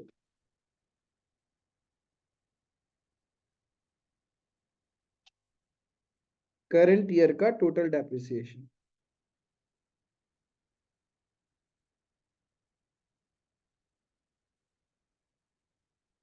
तीन ट्रांजैक्शन होता है एसेट के साथ, खरीदना, बेचना और डेप्रिशिएट करना। खरीद लिया, डेप्रिशिएट कर लिया, बाकी है बेचना। जब आप बेचोगे तो बेचने से पहले उस एसेट का बुक वैल्यू कैलकुलेट करना पड़ेगा। कैसे कैलकुलेट करते हैं? Cost minus depreciation. कॉस्ट कहां पे रिकॉर्डेड है? डेप्रिसिएशन कहां रिकॉर्डेड है? तो ये दोनों को मिलाना पड़ेगा ना आपस में। कॉस्ट में से इस तरफ कॉस्ट है, अब बुक वैल्यू लाने के लिए, हाँ खुजली कर रहा, हमको लगा ऐसे। इधर कॉस्ट है, कॉस्ट से बुक वैल्यू लाने के लिए डेप्रिसिएशन माइनस करना पड़ेगा ना, लेकिन वो डेप्रिसिएशन तो इधर जमा है, तो डेप्रिसिएशन निकालना पड़ेगा। इफ आप जमा कर रहे थे तो क्रेडिट कर रहे थे, निकालोगे तो डेबिट साइड में लिखना पड़ेगा ना, और जितना भी निकालोगे उसको कहाँ रिकॉर्ड करोगे, इस तरफ, तब जाके उसका बुक वैल्यू मिलेगा ना। फिर से बोल रहा हूं कि सपोज आपके पास यहाँ पे एक 10,000 का मशीन था, उस पे आज तक का डेप्रिसिएशन 4,000 रुपए हो चुका है, तो वो डेप्रिसिएशन तो तुमने यहां जमा कर रखा होगा ना। अब उसको बुक वैल्यू पे लाने के लिए यहाँ पे माइनस करोगे क्रेडिट साइड में, तभी वो बुक वैल्यू आएगा। लेकिन वो लेके तो यहीं से जाना पड़ेगा ना, प्रोविजन अकाउंट से। तो प्रोविजन अकाउंट का डेबिट में अपन लिखेगा जितना डेप्रिसिएशन निकालना है टू एसेट अकाउंट, और यही वैल्यू हम लेके चले जाएंगे यहां बाई एक्यूमुलेटेड डेप्रिसिएशन अकाउंट। अब वो एसेट बुक वैल्यू पे आ गया। डेप्रिसिएशन ही एसेट, हाँ, डेप्रिसिएशन का वैल्यू एसेट में लिखना है। डेप्रिसिएशन का वैल्यू, मतलब अगर फॉर एग्जांपल 10,000 का डेप्रिसिएशन हुआ है तो टू एसेट भी 10,000 डेप्रिसिएशन, वो बची हुई वो, ये तो टोटल डेप्रिसिएशन तुम्हारे बिजनेस में जितनी एसेट्स है उसका है। ये वो डेप्रिसिएशन है जिस एसेट को हम सेल कर रहे हैं, ये वो डेप्रिसिएशन है जिस एसेट्स को आप सेल आउट कर रहे हो। जब तक आप उसको कॉस्ट में से माइनस नहीं, बिकॉज इस तरफ कॉस्ट लिख रखा होगा, कॉस्ट में से माइनस नहीं करोगे तो बुक वैल्यू नहीं आएगा। Once you find out the book value, अब इसको सेल आउट कर दो। यानी बेसिकली इस एंट्री का कोई इंपैक्ट कैश फ्लो में नहीं जाता। ये जो एरो करके मैंने किया ना, इसका इंपैक्ट कैश फ्लो में नहीं जाएगा। क्यों? क्योंकि इसका डुअल इंपैक्ट आपने यहीं पे कर दिया। एक जगह डेबिट हुआ और सेम वैल्यू क्रेडिट हो गया, तो डुअल इंपैक्ट यहीं खत्म हो गया इसका। ठीक है, अब जाके आपको प्रॉफिट या लॉस कैलकुलेट कर सेल करना है। सेल करेंगे तो अपन क्या करेंगे, बाय बैंक सेल वैल्यू, क्योंकि बिकेगा तो एसेट अकाउंट से ही। अब बेचने में या तो आपका प्रॉफिट होगा या फिर लॉस होगा। प्रॉफिट होगा तो इस तरफ to profit on sale, loss हुआ तो बाय लॉस ऑन सेल। इससे ज्यादा ये दोनों अकाउंट में कुछ भी नहीं आता, नथिंग। हाँ, कुछ नहीं हुआ तो कुछ नहीं लिखेंगे, फिर नॉर्मल है। इससे ज्यादा ट्रांजैक्शन आ ही नहीं सकता, नेवर एवर। अब मेन है इंटरप्रिटेशन, ये वैल्यू कहां जाएगा। एंटर हो जाएगा नॉन कैश और non yes, non cash non operating में डेप्रिसिएशन का जो भी वैल्यू एड बैक करते हो वो ये वैल्यू है। ठीक है, इस वैल्यू का क्या करोगे कैश फ्लो में? कुछ नहीं करना, क्योंकि इसका इफेक्ट तो यहीं पे खत्म हो गया डेबिट क्रेडिट करके। क्लियर है? इसका क्या करोगे, इन्वेस्टिंग एक्टिविटी में आउटफ्लो ऑफ कैश, इसको non operating non cash non operating में माइनस करेंगे। ये इन्वेस्टिंग एक्टिविटी में इनफ्लो ऑफ कैश, और ये नॉन कैश नॉन ऑपरेटिंग में एड बैक करेंगे। That's it. अब एडिशनल इंफॉर्मेशन रहता है तब इतना कहानी करना है, नहीं रहेगा तो सिंप्लीफाइड हो जाएगा। बट इससे ज्यादा कभी भी एसेट अकाउंट का वर्किंग नोट आपका जरूरत नहीं पड़ेगा। या तो नॉर्मल एसेट अकाउंट बनाना है। नॉर्मल एसेट अकाउंट में क्या हो रहा था, दिस प्लस दिस, ये दोनों सब चीज एक साथ हो रहा था। बट जब asset and provision for depreciation है, उसमें क्या हो रहा है, एसेट की कहानी अलग चल रही है और डेप्रिसिएशन की कहानी अलग चल रही है। क्लियर है? इतना ही डिफरेंस है इस दोनों अकाउंट में, नथिंग मोर देन दैट। जब आप सिर्फ एक एसेट अकाउंट बना रहे थे तो डेप्रिसिएशन भी एसेट अकाउंट में लिख रहे थे, बट जब आप एसेट डेप्रिसिएशन के लिए एक अलग अकाउंट मेंटेन किया, you are writing depreciation separately. ठीक है, इससे ज्यादा कोई वर्किंग नोट का काम नहीं आएगा। अब आपका cash flow from operating activity ऐसे ही हो जाएगा। अब और कोई वर्किंग नोट ज्यादा आपको रिक्वायर्ड रहेंगे ही नहीं। वो डिविडेंड विविडेंड इंटरेस्ट विंटरेस्ट वो अपन ओवर द टाइम डिस्कस कर लेंगे, लेकिन जो दो मेजर वर्किंग नोट थे वो यही था, provision for income tax and ये वाला। जैसा प्रोविजन फॉर इनकम टैक्स का सेकंड केस था, सेकंड केस क्या था, देखो देखो, प्रोविजन फॉर इनकम टैक्स में सेकंड केस क्या पढ़ा था हमने, no additional information is given. तब हम क्या मानेंगे, ये वही पे किया है। पिछले साल वाला पे कर दिया, करंट ईयर का क्लोजिंग क्रिएट किया है। Same thing goes for propose dividend, same thing goes for propose dividend, कि हम हमेशा यही मानेगा पिछले साल वाला हमने पे किया। आई बात समझ में? करंट ईयर का क्या करना है? कुछ भी नहीं करना, because propose dividend of current year no accounting is done, only previous year का अपन पे करता है। इससे ज्यादा ऑपरेटिंग एक्टिविटी आप देखो, अब जो कल लास्ट क्लास में आपने ऑपरेटिंग एक्टिविटी फॉर्मेट बनाया था, आप यहां तक पहुंच चुके हो बिफोर वर्किंग कैपिटल चेंजेस। बाकी सारे नॉर्मल है, क्योंकि और वर्किंग नोट्स आपको नहीं चाहिएगा, वो ऐसे ही निकल जाएगा। अब ये इंटरेस्ट पेड थोड़ा सा फोकस कर लेना। इफ आपके बैलेंस शीट में लॉन्ग टर्म बोरोइंग्स है, इफ आपके बिजनेस में लॉन्ग टर्म बोरोइंग्स है, तो इंटरेस्ट तो पे किया ही होगा ना, राइट? तो चेक कर लेना लॉन्ग टर्म बोरोइंग्स कौन सा है तुम्हारे पास। सपोज ऐसे लिख दिया क्वेश्चन, डिबेंचर्स, तो बताओ कितना इंटरेस्ट पे किया होगा? कुछ नहीं किया होगा, क्योंकि आपको रेट ऑफ इंटरेस्ट ही नहीं पता। या तो क्वेश्चन अलग से बताए एडिशनल इंफॉर्मेशन में कि ड्यूरिंग द ईयर कितना इंटरेस्ट पे किया, राइट? एंड इफ क्वेश्चन ऐसा लिख दे 10% डिबेंचर, तब 10% से हम लोग इंटरेस्ट कैलकुलेट कर सकता है, उतना इंटरेस्ट ड्यूरिंग द ईयर हमने पे किया होगा। Is it clear?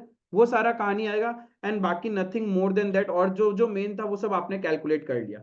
जो लास्ट डिस्कशन बचा that is working capital changes. मैंने थोड़ी देर पहले बताया था, एक होता है करंट एसेट्स और एक करंट लाइबिलिटीज। मैं फिर से एक बार करंट एसेट्स करंट लाइबिलिटीज बना रहा हूं, और आप लोग मुझे बताओ कि इसमें क्या आता है। टी शेप में बनाऊंगा, पढ़ा था ना कुछ सीटोज विटोज कुछ, ठीक है? तो करंट एसेट्स और करंट लाइबिलिटीज तो आइडिया होना चाहिए। Current liabilities, current assets. अब इसमें जो मैं रेड पेन से लिख रहा हूं ना, बस ध्यान रखना उसको कंसिडर नहीं करना। बाकी जितनी भी current assets current liabilities question में होगी, उसका यदि करंट एसेट्स बढ़ रहा है तो आउटफ्लो ऑफ कैश, कम हो रहा है तो inflow of cash. Current liabilities बढ़ रहा है तो इनफ्लो ऑफ कैश, और करंट लाइबिलिटीज डिक्रीज हो रहा है तो आउटफ्लो ऑफ कैश। फिर से बोल रहा हूं, करंट एसेट इनवर्स रिलेशन है कैश के साथ। करंट एसेट्स बढ़ेगा तो पैसा जा रहा है, करंट एसेट्स कम होगा मतलब पैसा आ रहा है। Current liabilities has a direct relation. Current liability बढ़ रहा है मतलब पैसा आ रहा है, और करंट लाइबिलिटीज कम हो रहा है मतलब पैसा जा रहा है। ठीक है? अब करंट लाइबिलिटीज में क्या क्या नहीं लेना। शॉर्ट टर्म प्रोविजन होता है किसके अंदर? इसके अंदर में प्रोविजन फॉर टैक्स नहीं लेना। क्यों नहीं लेना? क्योंकि ये प्रॉफिट बिफोर टैक्स का कैलकुलेशन में हम कंसीडर कर चुके, इसीलिए नहीं लेना। आई बात समझ में? तो हमेशा जब भी अपने को प्रॉफिट बिफोर टैक्स में प्रोविजन फॉर टैक्स का इंफॉर्मेशन चाहिएगा, तो करंट लाइबिलिटीज का शॉर्ट टर्म प्रोविजन चेक कर लेंगे। देन और भी कुछ कुछ नहीं लेना। शॉर्ट टर्म बोरोइंग्स, जिसमें नॉर्मली बैंक ओवरड्राफ्ट होता है, क्या इसको लेना है? Current liabilities working capital changes, ये कहां जाएगा? Financing activity. बैंक ओवरड्राफ्ट कहां जाएगा? फाइनेंसिंग। तो वर्किंग कैपिटल चेंजेस में इस करंट लाइबिलिटीज को भी नहीं लेना। ठीक है? करंट एसेट्स में से क्या नहीं लेना? बस ये नहीं लेना। जैसे कि कैश इन हैंड,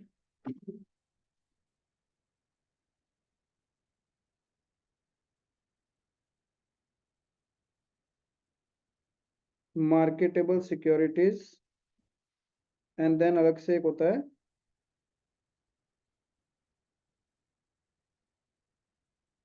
ये हम कंसिडर नहीं करेंगे। करंट इन्वेस्टमेंट पूरा 12 महीना नहीं, 12 महीना वाला कंसिडर करेंगे। ये हाईली लिक्विड वाला, कहाँ तक लेस देन 3 मंथ्स।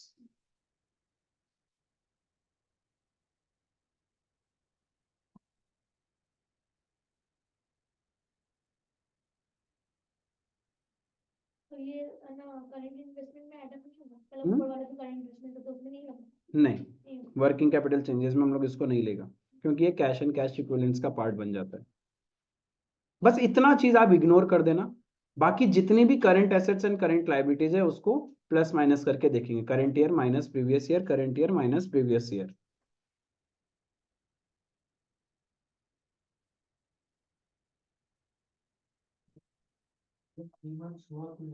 नहीं लेगा, उससे ज्यादा का हुआ तो हम लोग नॉर्मल करंट एसेट्स मानेगा उसको।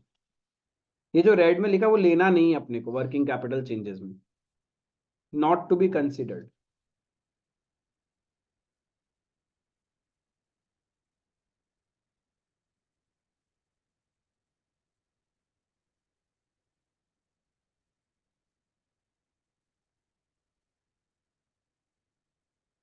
यार नीचे करना।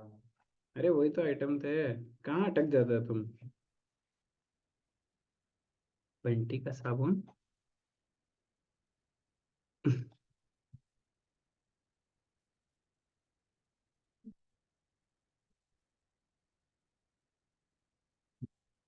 बंटी नीचे कर दे।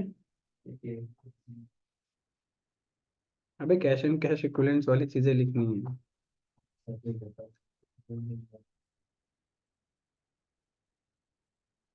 तो वर्किंग कैपिटल चेंजेस हो जाएगा।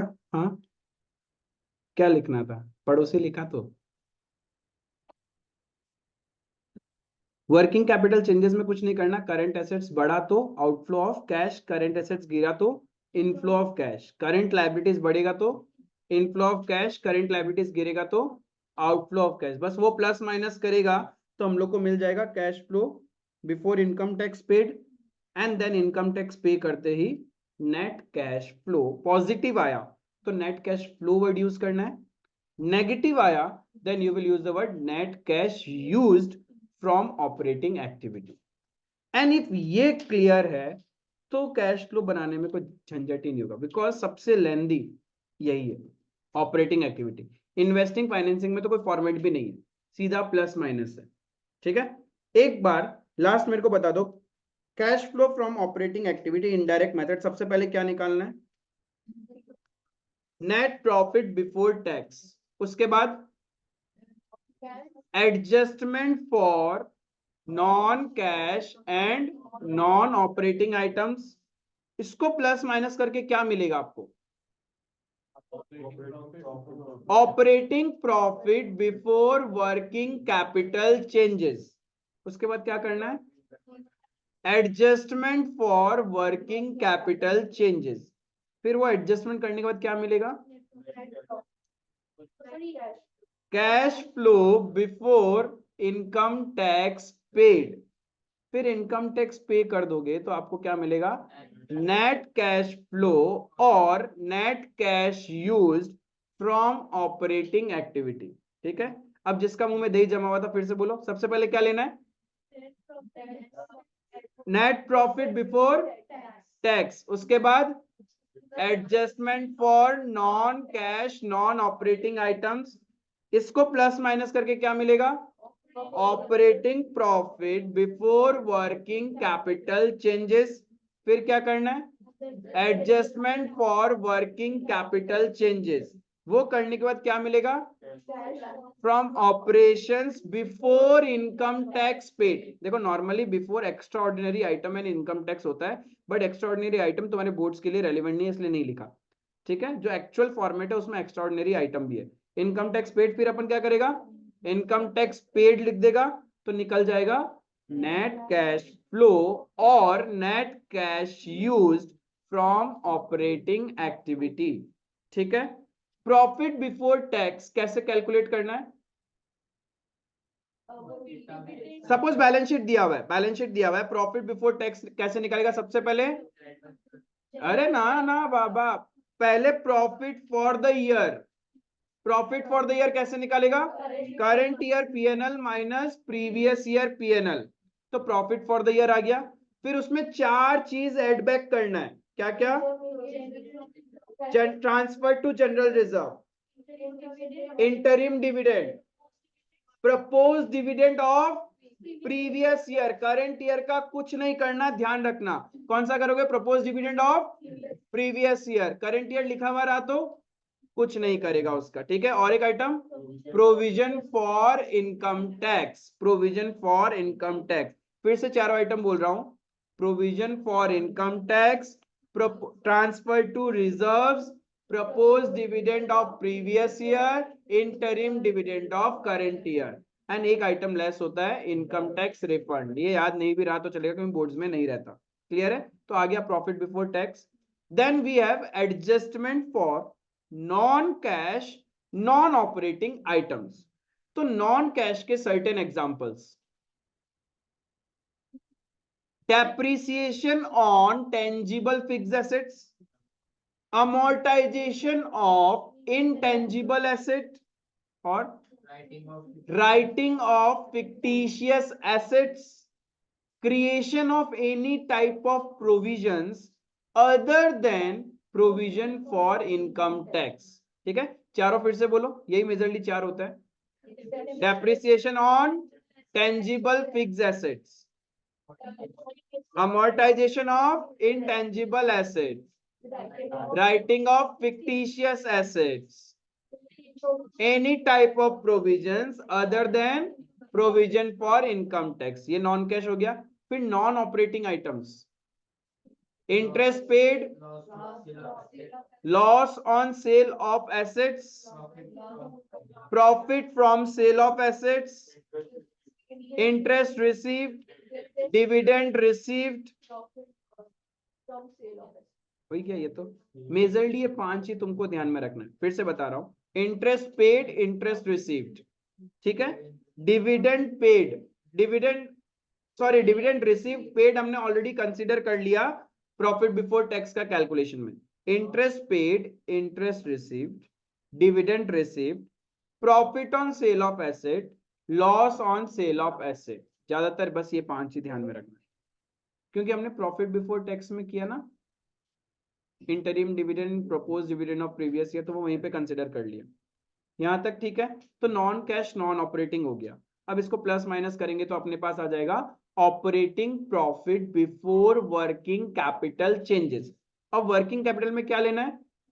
Current assets, current liabilities. Current assets में क्या नहीं लेना? करंट एसेट्स में क्या नहीं लेना? कैश एंड कैश इक्विवेलेंट्स नहीं लेना, जिसमें आता है cash in hand, cash at bank, marketable securities, current investment for a period of lesser than 3 months, ठीक है, वो नहीं लेना। करंट लायबिलिटीज में क्या नहीं लेना? Short term borrowings, short term provision में भी एक प्रोविजन नहीं लेना, प्रोविजन फॉर इनकम टैक्स। आया समझ में? ये नहीं लेना। अब वर्किंग कैपिटल चेंजेस करेंगे कैसे? करंट एसेट्स बढ़ रहा है तो इनफ्लो ऑफ कैश होगा या आउटफ्लो? करंट एसेट्स बढ़ रहा है तो आउटफ्लो है या इनफ्लो? आउटफ्लो। और करंट एसेट्स कम हो रहा है तो इनफ्लो। करंट लायबिलिटीज बढ़ रहा है तो inflow. Current liabilities inflow, current liabilities गिर रहा है तो आउटफ्लो ऑफ कैश। वो प्लस माइनस करेंगे तो हमारे पास आ जाएगा cash from operations before income tax paid, and then normal income tax pay करेंगे तो अपने को मिल जाएगा cash flow from operating activity या फिर cash used from operating activity. Clear है? इतना रिवाइज करके लेके आना, कल अपन इसी के ऊपर क्वेश्चंस करेगा। ऑपरेटिंग एक्टिविटी को रिदम में लेके आएगा, इन्वेस्टिंग फाइनेंसिंग में ज्यादा कुछ बचा नहीं। ठीक है, that's all for today, thank you.